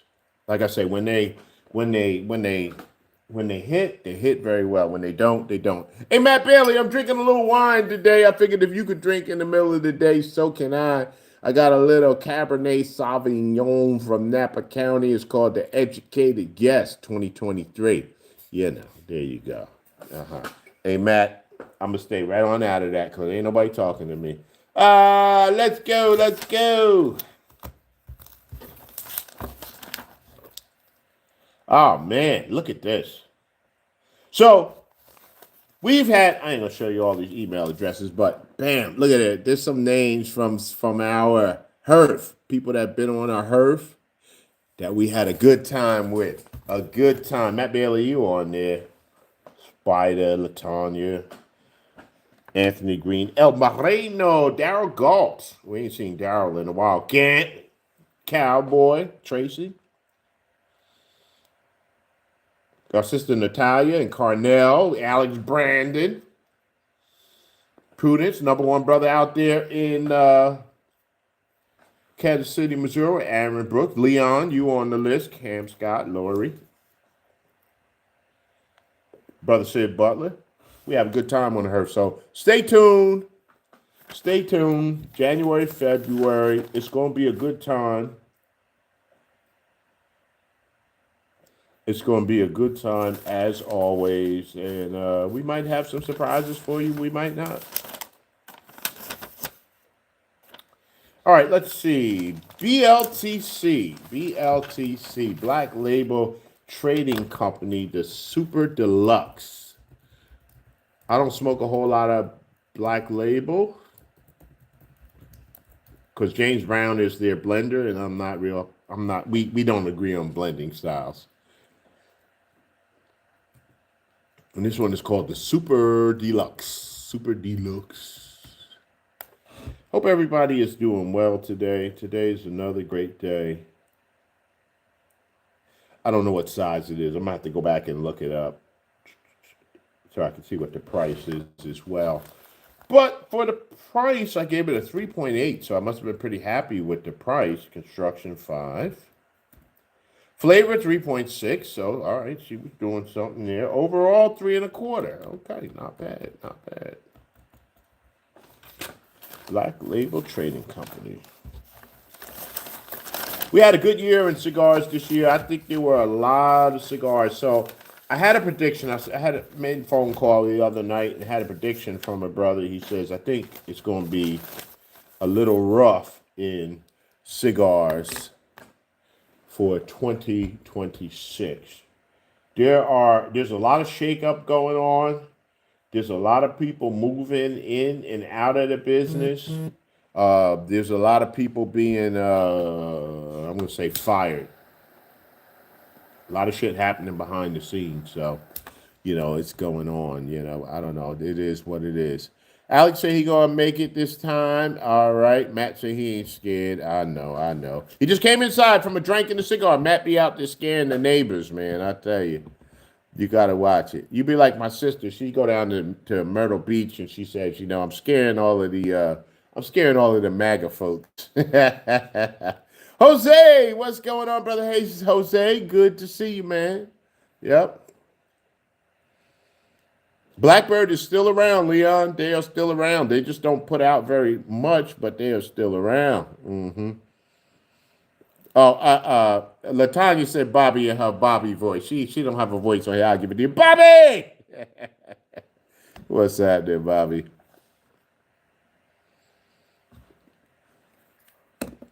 All right, so I got to think about the rest of my numbers on this cigar.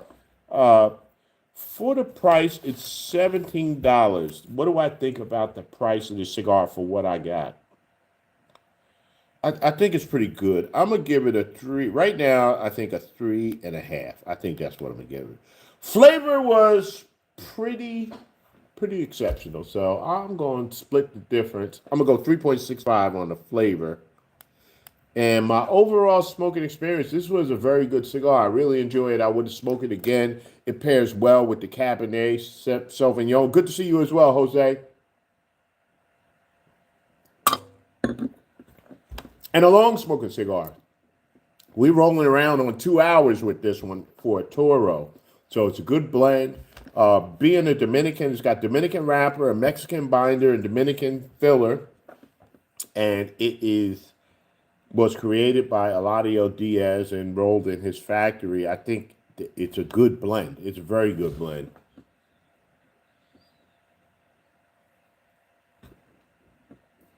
What they say on their marketing stuff is smooth, harmonious medley of earth, black coffee, cedar, dark chocolate, and subtle notes of nut and leather. I could agree with some of that.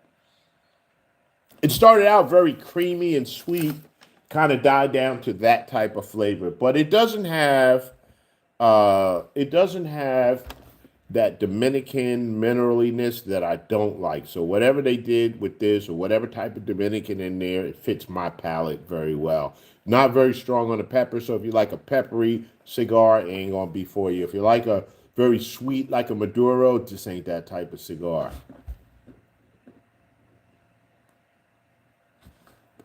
All right, let me put this one in here in my thing so I don't have to calculate. So this is the Don Emmanuel. Don Emmanuel. And you know, they kill you with these damn names, though. Ananaki, Anu. That ain't my damn language. That ain't my first language, so. What I say was 6x52.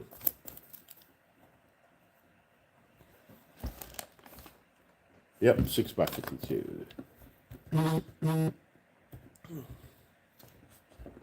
17 bucks. All right, so for the price, I gave it a 3.5. I'm gonna stick with that. Flavor is a 3.65.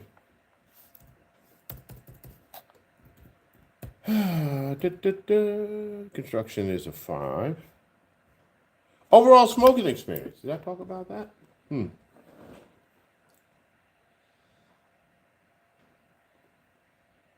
gonna give it a 3.75 for it overall. 3.75. 3.75. All right, so that's a good cigar. I like that. So we can close this book here. Go back to the old one. Here's a surprise, right? This is a cigar that I don't particularly care for the brand so much, but this cigar was good. This was the Aging Room, the La Boheme. I thought that was a cigar that came out a while ago, but I don't know. It's 5 3/4 by 54. 5 3/4 by 54. Oh, good Lord. $24.52. We up there in Padron territory now. 24.52. No wonder I didn't say much about that. But for the price, I gave it a 3 1/4. Construction is a 5. Flavor 3.7. So it was a very flavorful cigar. My overall smoking experience was a 3.7 as well. So that was a good cigar. Definitely a surprise for me. As well. Sweet. Well, I guess I'm going to slide. I'm going to slide up Northwest DC soon as I clock out in 20 minutes and grab one since I passed it up last week and got to give it a spin. Now, you know I love my Dominican cigars. Absolutely sweet. Sweet is our brother. He's been around for a long time. Yep. Let's see. Matt Bailey says that he finally smoked that Davidoff Nicaraguan, in his opinion. Pretty complex, lots of transitions, chocolate, sweet, bitter, pepper, espresso, and fudge. So I said about that Nicaraguan, Matt, that it's like not like a typical Davidoff. So people that don't like Davidoff for what it is, it's not like the typical profile. So I would assume that you would have kind of liked that one. All right, let me close out this video. I still got lots of cigar to smoke, but hey, listen, we gotta go. All right, family. LeeMack912, and we are coming down to what I'm gonna call the end of the review on this Don Emmanuel Anunnaki Anu. Sound like I'm speaking in tongues or something, you know. Ooh, boy. I bought a Honda, but I should have bought a Kia, you know. But that ain't the way it is. So, family, let me give you my numbers on this for the price. The price is $17. It's a little bit up there, but these days, everything is. I'm going to give it a 3.5. Flavor, a 3.65, a 5 for the construction, and a 3.75 for the overall smoking experience, which gives that a 3.9. I've got to write it down. 3.9 on a LeeMack912 scale. Today is another great day, family. I already told you what it is. I already told you how to do it. And, you know, it's up to you whether you try it. Shout out to brother OG Ricky. OG Ricky once said, it don't cost you nothing to try it, so what you got to lose? I'm just saying. Also, like I said earlier, family, be careful with who you try to help. You can't help everybody. People got to want to help themselves first before they look for somebody else to help. I don't know, family. There's a lot of people that need help. And a lot of people are struggling. A lot of people working hard trying to move themselves out of their current situation. It just seems like life is lifing and beating them down. Those types of people, you don't mind helping. But those people that want you to tote them and bring them and haul them somewhere and do everything for them, them the ones you just got to let them stay where they are until they figure out that they need to try to do something better for themselves. I'm just saying. All right, family, I'm going to get on out of here. We'll see y'all next time. Peace.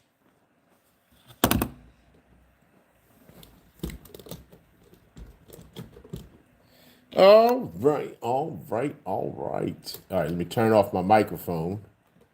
Turn off my camera so I'll have a little bit of battery left. Yep. Hey, Brother James, what's up, my brother of the leaf? Good to see you, man. All right, Keith, I'll see you later, brother. Catch up with you over at Spartan one day soon, brother. We're going to do it. One thing for sure, before I move out of here, brother, we'll catch up again and we'll have a good time. Saturday is December the 13th is the anniversary party. So if you feel like it and you're up to it and you feel like coming on out, come on out, brother. Come on out. We'll be happy to see you there. Brother Leroy, what's going on? Yep, Brother Bobby Partner said, looking forward to the review for the Cigar of the Year. Yeah, I'm looking it together. I got my high hater hat. I had to send it to the cleaners, and we're going to go out to the mobile ashtray when I get this list together finally, and we're reconnecting. Are we going to reconnect? Yeah, we reconnected. We're going to get the Cigar of the Year list together, go to the mobile ashtray, and we're going to do what we do, family. Well, Leroy, it's okay. You can always watch it on the replay. We ain't done yet. I just came out here. I'm working on my Cigar of the Year list. I did a cigar review while I was doing that. I'm just out here talking and having a good time with the family. It's good. We got to see some people. And LaTanya Gant was up there earlier. He was around here somewhere. Some people we ain't seen in a while. Shout out to Brother Daryl Galt. I mentioned his name in the thing there, but we ain't seen Daryl in a while. So, it's good. Hey, till next time, Brother Bobby. I'm still here, man, but I'll see you later, brother.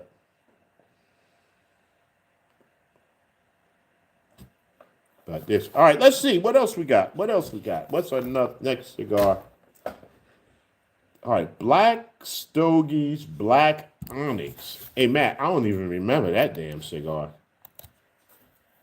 Black Stogies. Where the hell did I get that from? Black Stogies cigars.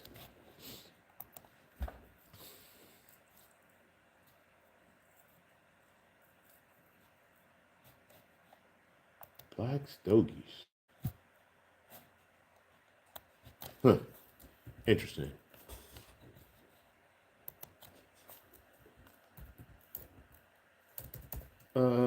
Black Stogies.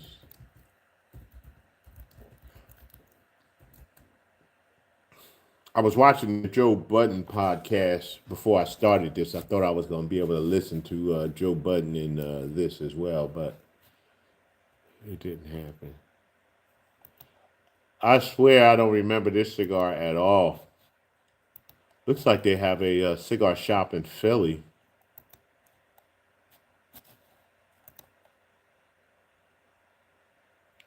Black Stogie. Yeah, I see it. I don't know where the hell that. I don't know where I got that cigar from. God knows I don't.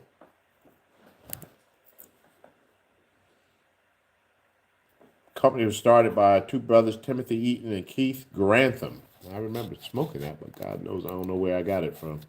All right, so let's put it on the list. See how they did. Black Stogies.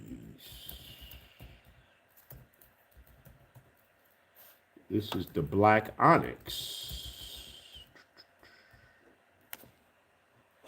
6x58, so that's a big cigar. Hey, Matt, that's one of your size cigars, man. That ain't up in my size range. $13. 3 for the price. 5 for the construction, 3 for the flavor. Overall smoking experience 2.9. So I wasn't too happy with that one. We just average. Kiki Momo. Now, here was a good cigar. How did I rate? This was pretty good. The Espinosa, shout out again to brother Eric Espinosa. The Knuckle Sandwich Puro. Knuckle Sandwich. I'm not a big fan of the knuckle sandwiches. The one I smoked was a Toro 6554. It was $14.50. Let's see how we rated it. For the price, 3 1/4. Construction 5. Flavor 3.3. All right, so averaging the flavor. Overall smoking experience 3.5. So this is an example of, like Ron used to say, the cigar you rate it on the day that you smoke it. And it may not be the same experience as when you smoked it another time. They were handing those out like water down at the trade show, and I thought they were great cigars. I thought it was a lot better than any other knuckle sandwich that I smoked. But, you know, hey, I got 3.7, so it's not a bad cigar.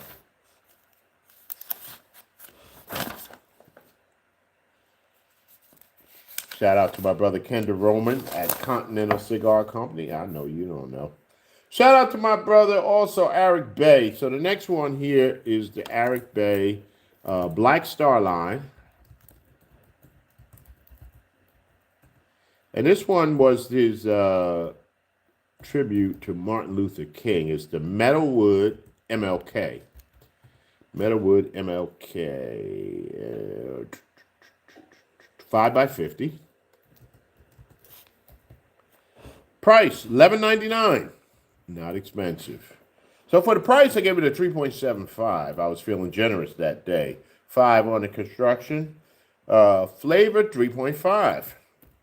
The overall smoking experience, 3.6. So that was a pretty decent cigar for $12. Sweet say no knuckle sandwiches for him either. But Sweet, I would say try that Puro. I thought it's the best one. The best one that they had. Matt said, if I remember, sweat towel was required. Yes, sir. It had a little punch to it. Had a little punch to it.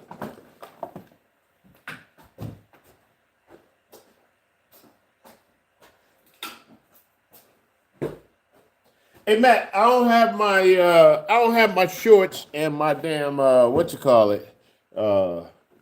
my shorts and my flip flops on, brother. I can't be like you, man. I got to stay covered up, brother. We got to stay covered up, man. Yes, sir. All right. Next one, Crown Heads.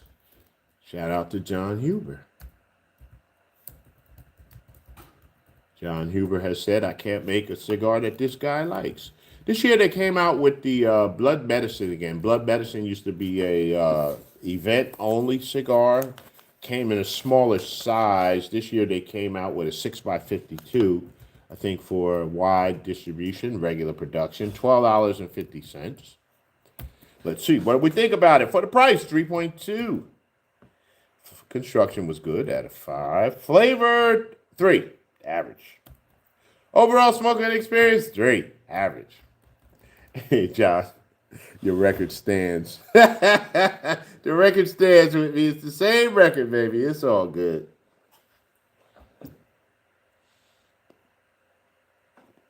It looks like they put out 700 boxes this year, but I think that's going to be a regular production cigar. Now, let's see. This is the Nicholas. What cigar was this? This came out of a club box somewhere.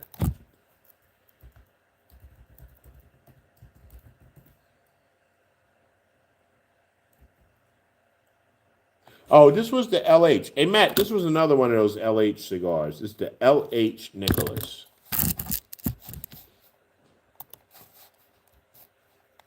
Manufacturer LH. Name Nicholas.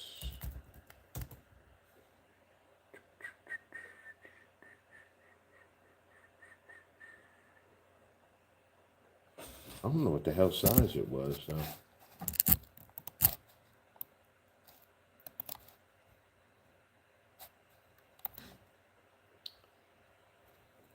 I'm going to say that this was the Toro.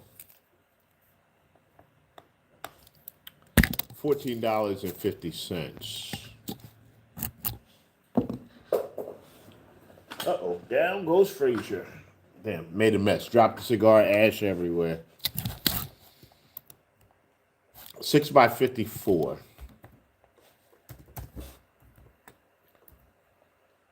1450.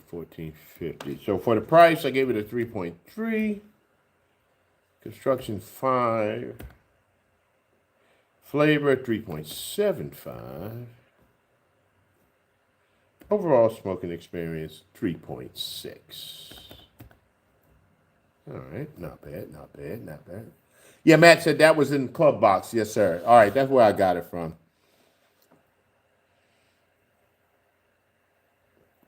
LH puts out some pretty good cigars, pretty decent cigars for the price. I stumbled onto them at a shop in Landover, Maryland. Yeah, it was in a club box. Is how I ran into them because I had never heard of them. But yeah, not bad. What was the price? $14.50. So the price ain't bad. What do y'all think these days? What do y'all think is if you go to look in a shop and you see a cigar, what's the average price that you look at the cigar, say like a Toro? You look at a Toro, what's the average price that you say, hey, that's probably average for the cigar, for the Toro, versus that's expensive? What's your average cigar that you're willing to pay for a Toro? What's the Toro price?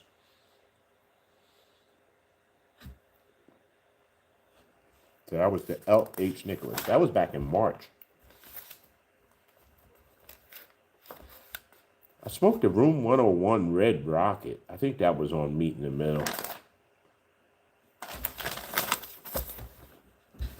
The Isla del Crocodillo. I think that's warped. Warped. Smoked a lot of damn cigars. We're only in March now. Isla del Crocodillo. The Isle of the Crocodile. Island of the Crocodile. Crocodrillo. Oh, it's an R. Crocodrillo.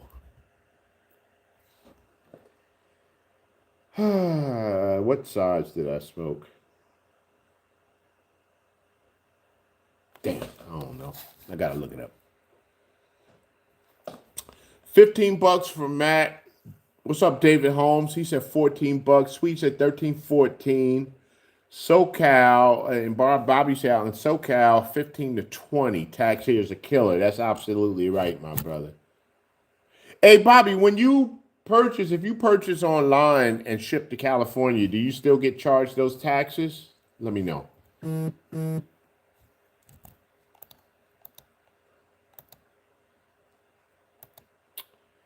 Let me know. Let me do. All right, let me see. What am I looking for? The Crocodrillo. Cocodrillo. Cocodrillo. Let's see.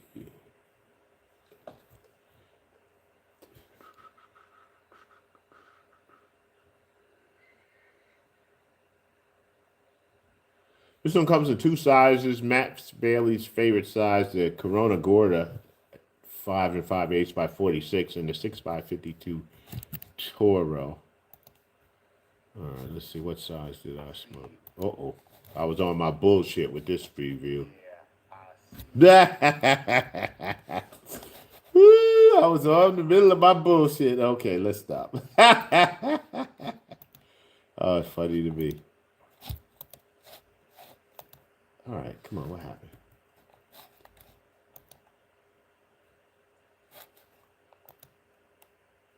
Brandon Raven. Actually sounds like my grandkids. We are coming down to the end of this Isla del Crocodile What did I do? Put the. Oh, this must be one where I lost the damn. It just is how it is. My brother Terry, my angel on earth. This looks like it was the Toro that I was smoking. Okay. And the Toro is 6x52. And the price for the Toro is $15. So I guess it'd be right there in line with the California people. Price 3.2. Construction is a 5. Flavor 3.4. Ooh, I gotta go check my pot. Overall smoking experience 3.5. Hang on, y'all. I got some stew beef on the stove.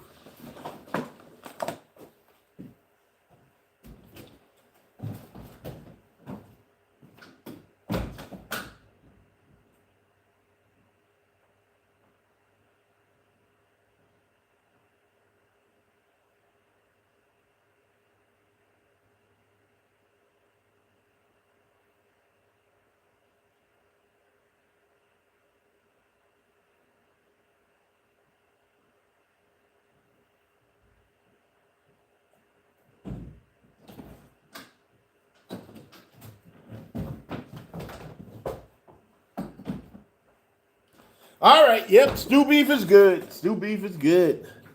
Bobby says, I normally go to my cigar shops. I've only used cigar bids online, and there is tax. I recently purchased from the 85. He purchased the 85 from Ocho Cinco, and it was just regular tax. Okay. See, the problem that I have is not every shop that charges the taxes. So, like Cigar Bid, I can't buy from Cigar Bid because in Maryland, we not only have sales tax, but there's a cigar excise tax as well. So, the excise tax is more than the sales tax, so you get taxed twice. So, by the time I buy a cigar that's a great price on Cigar Bid, by the time I get it, it ain't such a great price. So, I had to stop buying from them.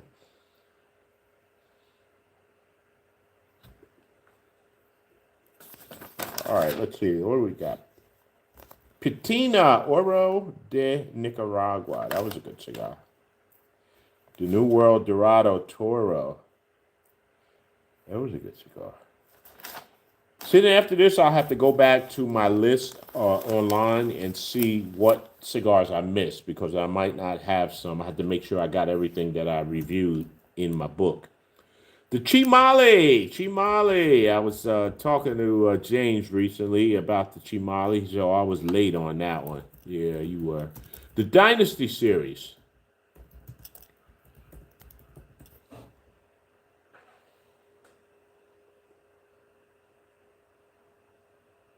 Guess the children are out of school.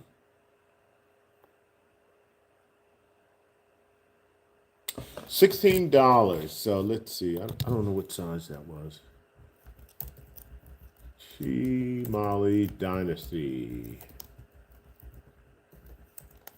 Chimale Dynasty. It looks like Robusto.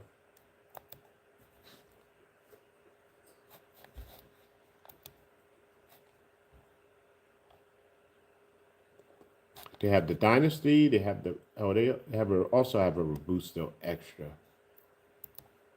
Robusto looks pretty big, 5x50. Yeah, I don't remember.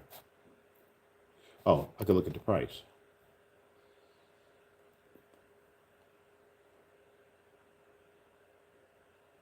Funny thing is, at small batch, the Dynasty Robusto and Robusto Extra are both the same price.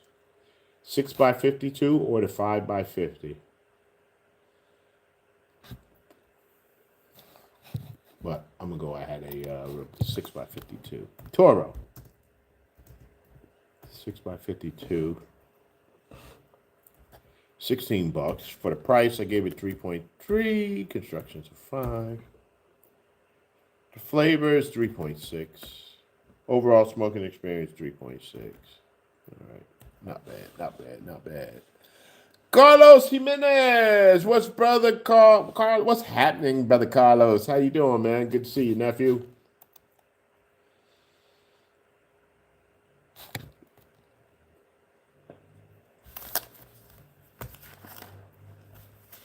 Continental. I did a sample from them, which was good.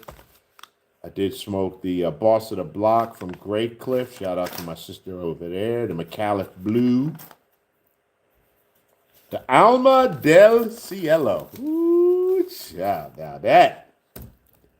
Oh, my God. I'm not a big Plasencia fan. I really am not.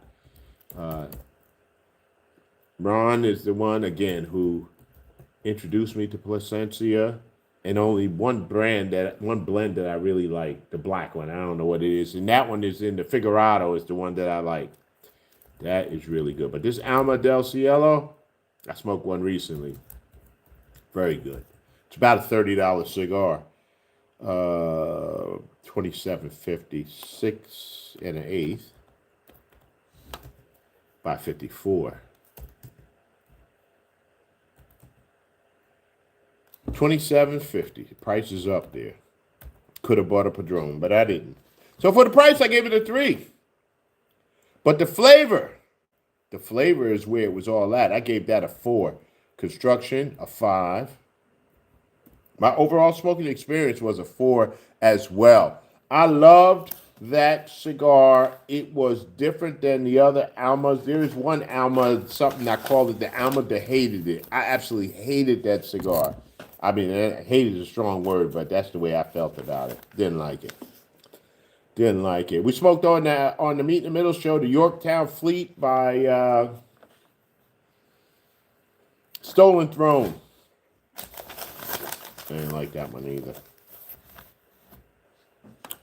Shout out to Matt Booth over here, Room 101. Matt is an interesting character. In person and on screen, he is. But this was their 15th anniversary cigar. Congratulations to them for making 15 years.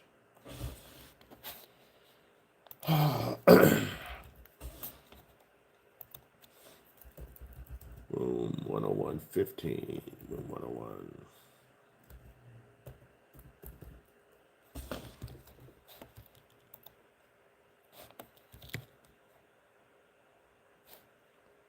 Tuesday Night Cigar Club. I think this only came in one size.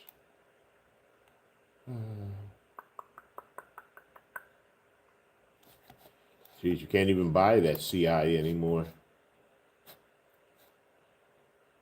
6x52 Toro. 6x52 Toro, and the price was $13.50, so it was a good price back then. This is back before tariffs started hitting and prices started going up. So for the price, I gave it a 3.5. Construction of 5. Flavor 3.5. Overall 3.5. Yeah, shout out Latanya to the Smoking Preacher.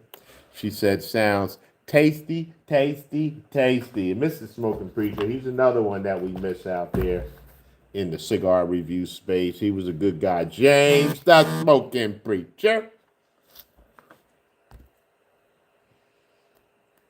Yeah, hey, Latanya, you can smoke that one because I can get you another one. So don't worry about it. Just go on and smoke that.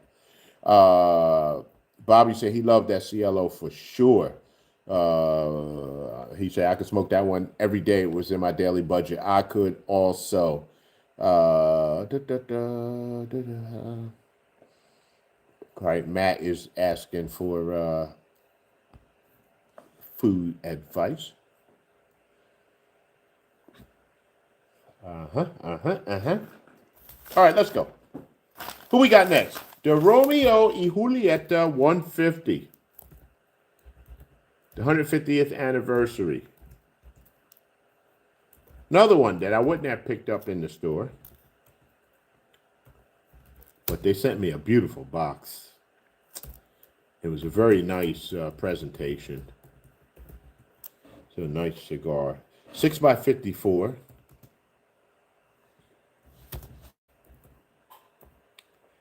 $27. Another expensive ass cigar.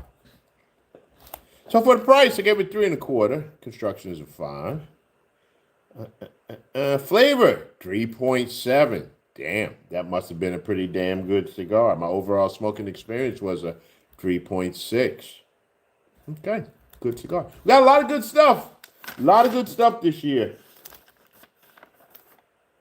Yo quiero. The Amirati. Shout out to my man Amir. He is a businessman from Dubai. And this was the OG, the Amirati OG. And it was a good cigar. He does Robusto for 13 bucks. And the Robusto Gordo is also 13 bucks. 5 3/8 by 56. Now I got to get my damn calculator out again. 3 divided by 8.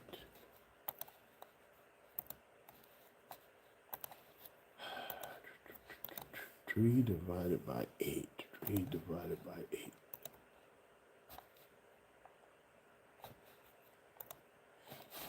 0.375. 5.375. Yeah, he's a guy who's got money. He's been smoking cigars a long time. He's from Dubai. He make good money.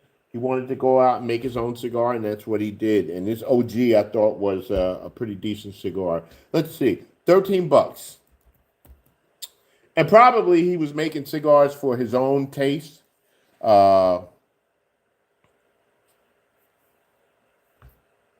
Y'all like it, y'all like it, y'all don't. That's what he had to say. So for the price, I gave it a 3. Construction of 5. Flavor of 3. Overall smoking experience 3.1. So that one was just average to me.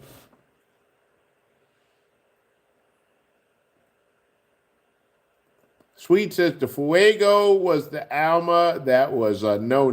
LMFAO. Yeah, that's probably was the Alma de Fuego was probably the one I said was Alma that hated it. All of them Almas. I ain't like none of them other ones. I really didn't. Shout out to brother Ed Reed. He did his cigar, I think, with I think he did it with Placencia. He was always out there at the Placencia booth. I don't know. Some of these people, interesting. Now, here's an interesting cigar. Shout out to my brother, damn, what the hell is your name? I can see your face. P-Roll, Preston Rowland from BAMF. He works for the company, I believe. BAMF is put together by a group of military people. BAMF stands for Badass Motherfucker. So, I guess they couldn't call that. But this cigar that I smoked was called the Around the World. And I believe it's got something like 17 or 18 different tobaccos in it from all around the world. And you would say a cigar with all those tobaccos in it, maybe could that really be good? I don't know. I thought it was good. Let me look up and see what the size is. The BAMF Around the World. What I liked about them when I talked to Preston at the trade show was their cigars have unique tobacco. Like they had a cigar come out this year called the Blood of Vlad, which had tobacco from Transylvania. And they have like tobacco from places that we don't normally think about that have tobacco in it. Oh, they don't tell me the size of it.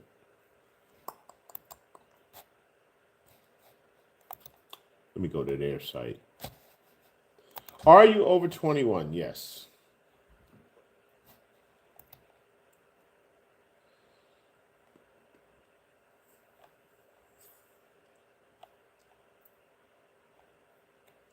You might not even be able to buy this around the world. I don't know. They don't even have it listed there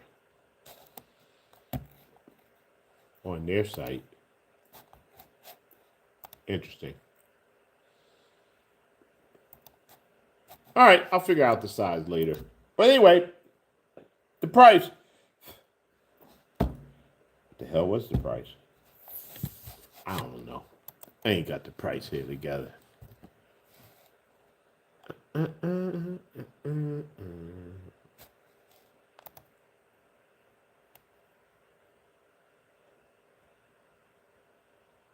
$18 all around the world. Out of stock there too. All right, $18.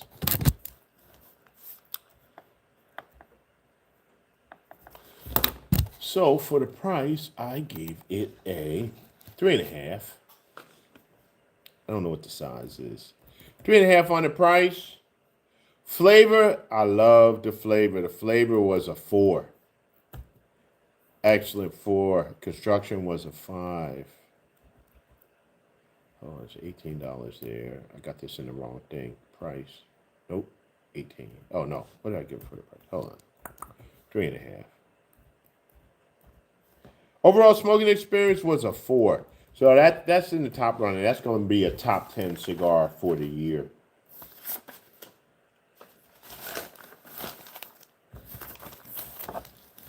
Neo Anderson Reloaded 1875. Yep, you're right in there, brother. 1875. Good to see you, brother. How you doing, man? So what I'm doing is, Latanya, are you doing a live list? Nah. What I'm doing is I'm just putting all my numbers into the spreadsheet, and y'all just over there doing whatever y'all do. I don't know. I was doing a cigar review. I'm still smoking a cigar. I've been here 2 hours with this cigar. 2 hours with this cigar, and it's still going. Hey, Latanya, all I'm trying to do is get my watch time up on YouTube. Trying to get my watch time up. So the lure, Little Joe. This is the Little Joe. 5x52 cigar. Shout out again to Luke Cross. $12. Not expensive. For the price, I gave it a 3.5. Construction is a 4.8. So I must have had a problem with the construction because construction never gets ticked down unless there's an issue. So I probably had a draw problem or something was wrong with the construction. Flavor, 3.25. Overall smoking, 3.25. And that was that for the lure, Little Joe. But Blue Cross is a good guy. Now we're going to go back to my man Mel Shaw from Bombay to back. This is an M Bombay. Mel went out of business. He came back in business. He makes cigars in Costa Rica, and some of them have always been pretty good, always on the expensive side. This is the Gaia, G-A-A-J-A. G-A-A-J-A, Gaia. And it's 5, so this one must have been, it's a 5x54/56, so it gets a little fatter at some point in there. Price, $18.25. His cigars have always been expensive. Price, I give it a 3.25. Construction, 5, no problem. Flavor, 3.5. Overall smoking experience, 3.25. So, yeah, there you go.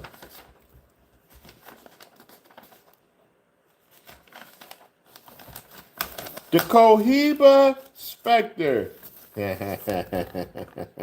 Shout out to your brother Sean Williams. Shout out to your brother Sean. The Cohiba Spectre. Matt, you could chime in on the Cohiba Spectre because you spoke one. Cohiba Spectre. 2025 version. Price. $149.99. That's $150 in my neighborhood all damn day long. $149.99. I skipped over the size.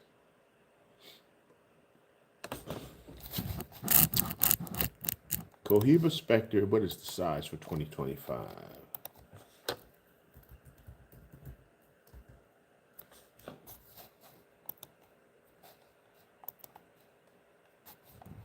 It was a beautiful box. It's a 6x52 Toro. The box was beautiful. The presentation was beautiful. How it opened up, beautiful, beautiful, beautiful. I mean, it looked just like high class. Oh, man, golly, it was beautiful. But as Matt Bailey says, garbage disposal. Latanya said, you lost me at the price because I can't smoke that damn box. You right about that. Brad says you might as well have been smoking the Rocky Patel seed to smoke. I agree with you, brother. I agree with you. Bobby said he was working and listening. Wish I was outside so I could smoke a stick also. You can always watch the replay and do that as well. It was, hey, Latanya, I was talking about you earlier. This is what I said, but not bad though, right? I said I was talking about a cigar, and I said it was the T word. But if I say the T word, Latanya is going to beat me up because we can't use that word anymore. But that Cohiba 2025, negative. I'm going to let y'all see what Matt said. Not good at all. Not good at all. For a box of 10, $1,499, $1,500 for a box of 10. That's bullshit. I'm sorry. All right. Light it up there, Swede. I hope you had a good day at work, brother, or unless you headed to work. I don't know. I forget which way you was going. Yeah, so let's see. What did I rate this $150 cigar? For the price, 2.5. Not a good price. Construction was good. Flavor, 3.25, and I think that was being generous. My overall smoking experience, I gave it a 3.5, but it just doesn't justify the price. It's not a cigar that I would go and tell anybody to buy. And I have in the past, when it was $120, they had a $120 version of the Cohiba Spectre, whichever one that was. I thought that was expensive, but I really liked the cigar. Bruh man had some in his trunk, so, you know, I got him for about $60 or $70, which was a lot of damn money for a cigar, but I paid that for it. But nah, not anymore. Not anymore. Sweet say, yeah, they let me down on that one, but they came back hard with the Riviera for $8. And the the Rubicon, I thought was good for less than $10. Another one. Yep. Hey, welcome back, Gant. Welcome back. They done carried me all around the building. Shout out to you, smooth operator. No, my last name ain't Cosby. The last two Spectres were good, but this year they let me down bad. I agree. The last one or two I didn't buy because the price is just ridiculous, I think. They put a lot of money into the marketing. It's the boxes are beautiful. The presentation is beautiful. But like Latanya said before, I can't smoke that box. Once the cigar is gone, what am I going to do with this box? I'm going to put shit in it or something? I can't do nothing with the box, you know? So I'd rather put my money into the cigar rather than that type of cigar. I could have bought 10 of those, more than 10 of those Rubicons or the, what's the $8 cigar we was just talking about? We could buy those, a whole lot of them, and smoke all the time versus that one experience. Yeah, and sweet, I've been telling people, I said I put the Rubicon up against that 2025 Spectre all day long. All day long.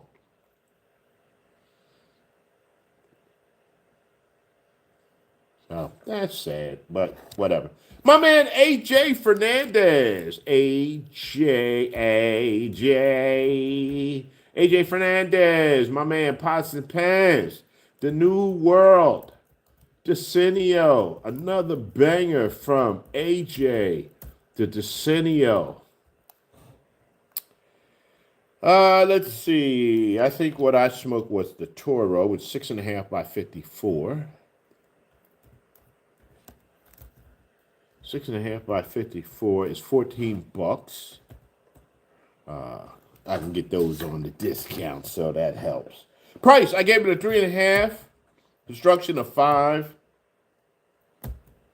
Flavor, 3.25. My overall spoken experience, I really enjoyed it, was a 3.6. So, yeah, that AJ was a good one. AJ is my man. I like it. McAuliffe Blue, the CAO Sombra. Yeah. All right, and that's it for this book.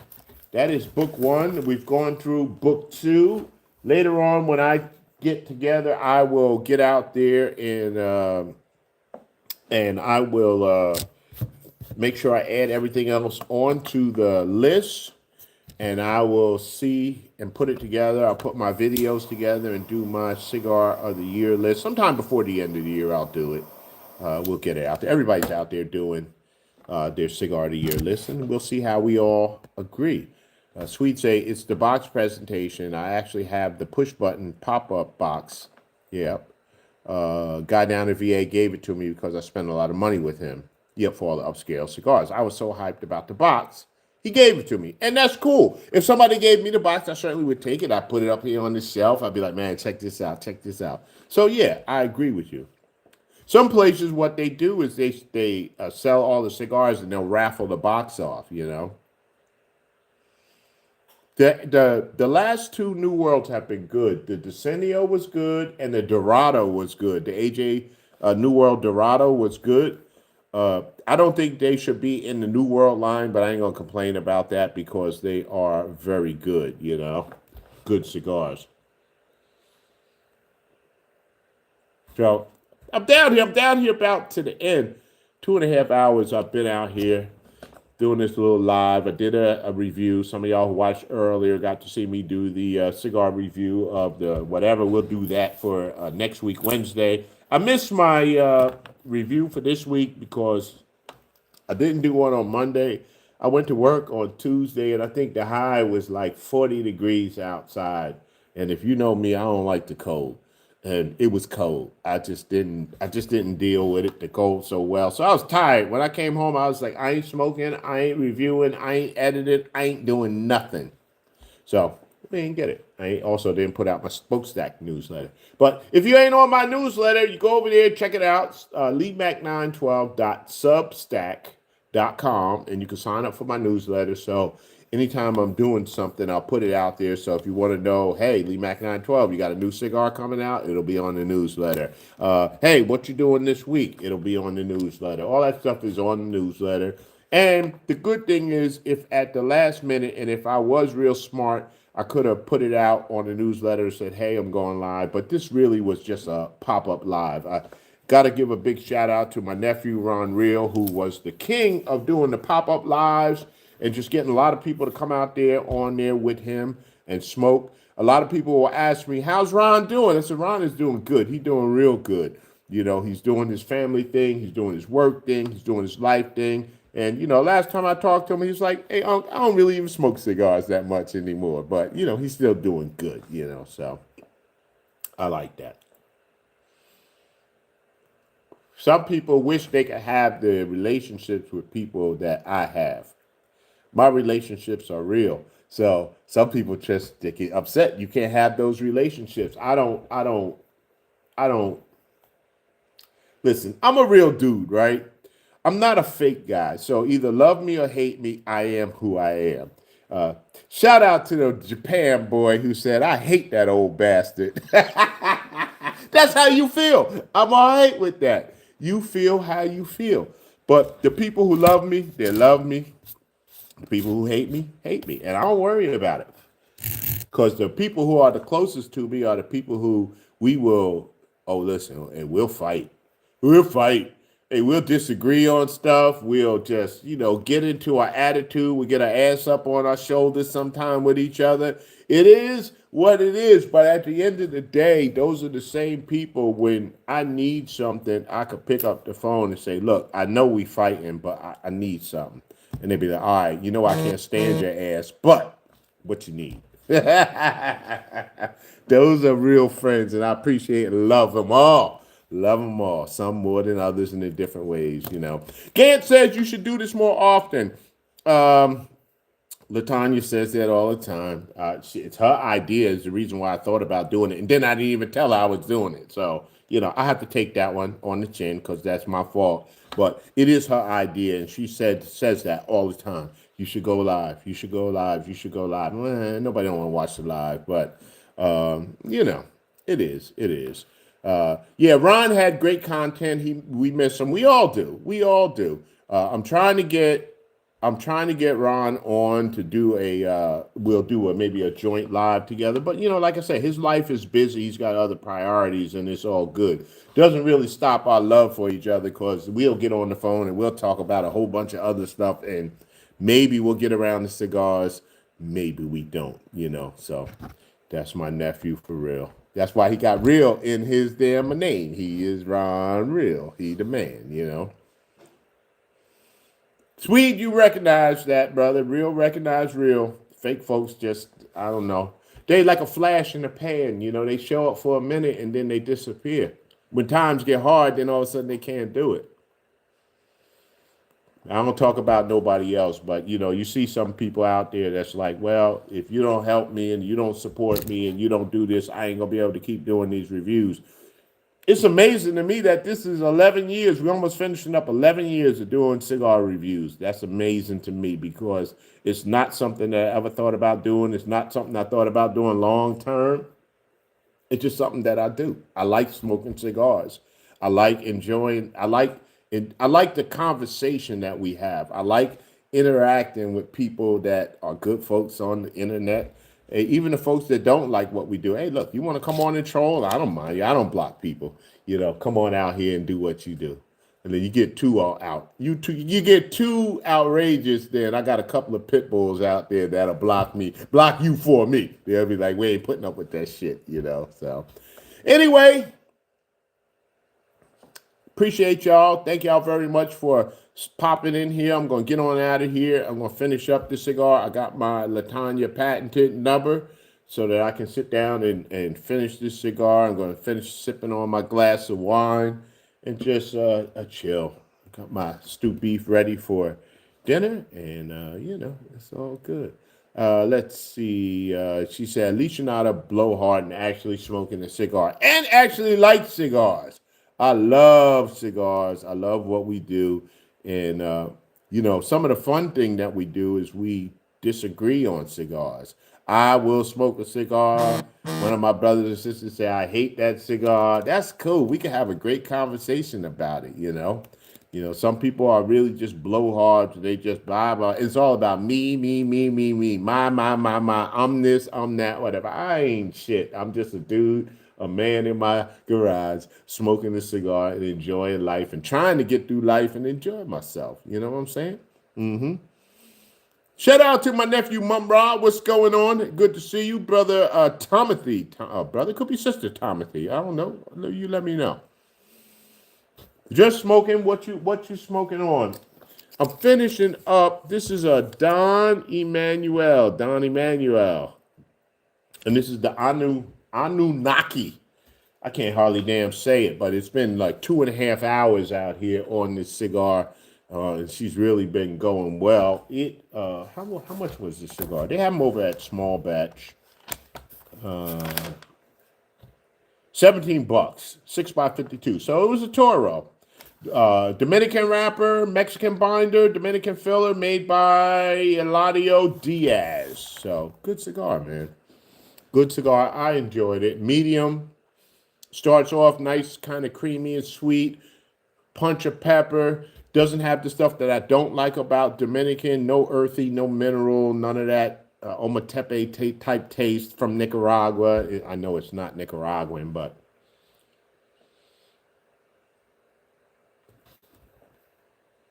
and burned well. I really didn't have to relight it. She burned well. She kept burning. Just did what it had to do. All right, family. You know what I tell you every day when you wake up in the morning? You got to get up and tell yourself today is going to be another great day. No matter what's happening, because we all got problems, family. The economy don't look so good right now. And some people are making a lot of money. Some people are still struggling to get along. So you got to understand that if it's good in your house, it might be bad in somebody else's house. So just because it's good in your house, you don't stand around and lord that over somebody else and go, I'm doing good. I got, and you don't. Don't do that. That ain't the way you're supposed to do it. People that are Christians and talk about they are living after Jesus' example, he was out there trying to help people. He was out there in the streets, I always say, among the pimps and the hoes and the money changers and all them other folks that was the low people in life. But he was over there trying to help people. When they told him or they called for him, they said, hey, we need you to come on over here. The lady said, my brother just died. Can you come over here and help us out. He went over there and brought the boy back to life. You understand what I'm saying? So if you can come and try to bring somebody back to life and try to help somebody, that's what you ought to try to do instead of trying to kick them in the grave and kick some dirt on top of them. I'm just saying. That's just the way I think about it. That's just the way it is in my life. All right, family. Cardell said, I needed this, big brother. I appreciate you. I appreciate everybody for stopping by. Appreciate you, everybody that popped in, popped out, stuck in for the whole time. And we're going to get on out of here, and we'll see y'all next time. Peace. Now the old dude has to figure out how to end the live.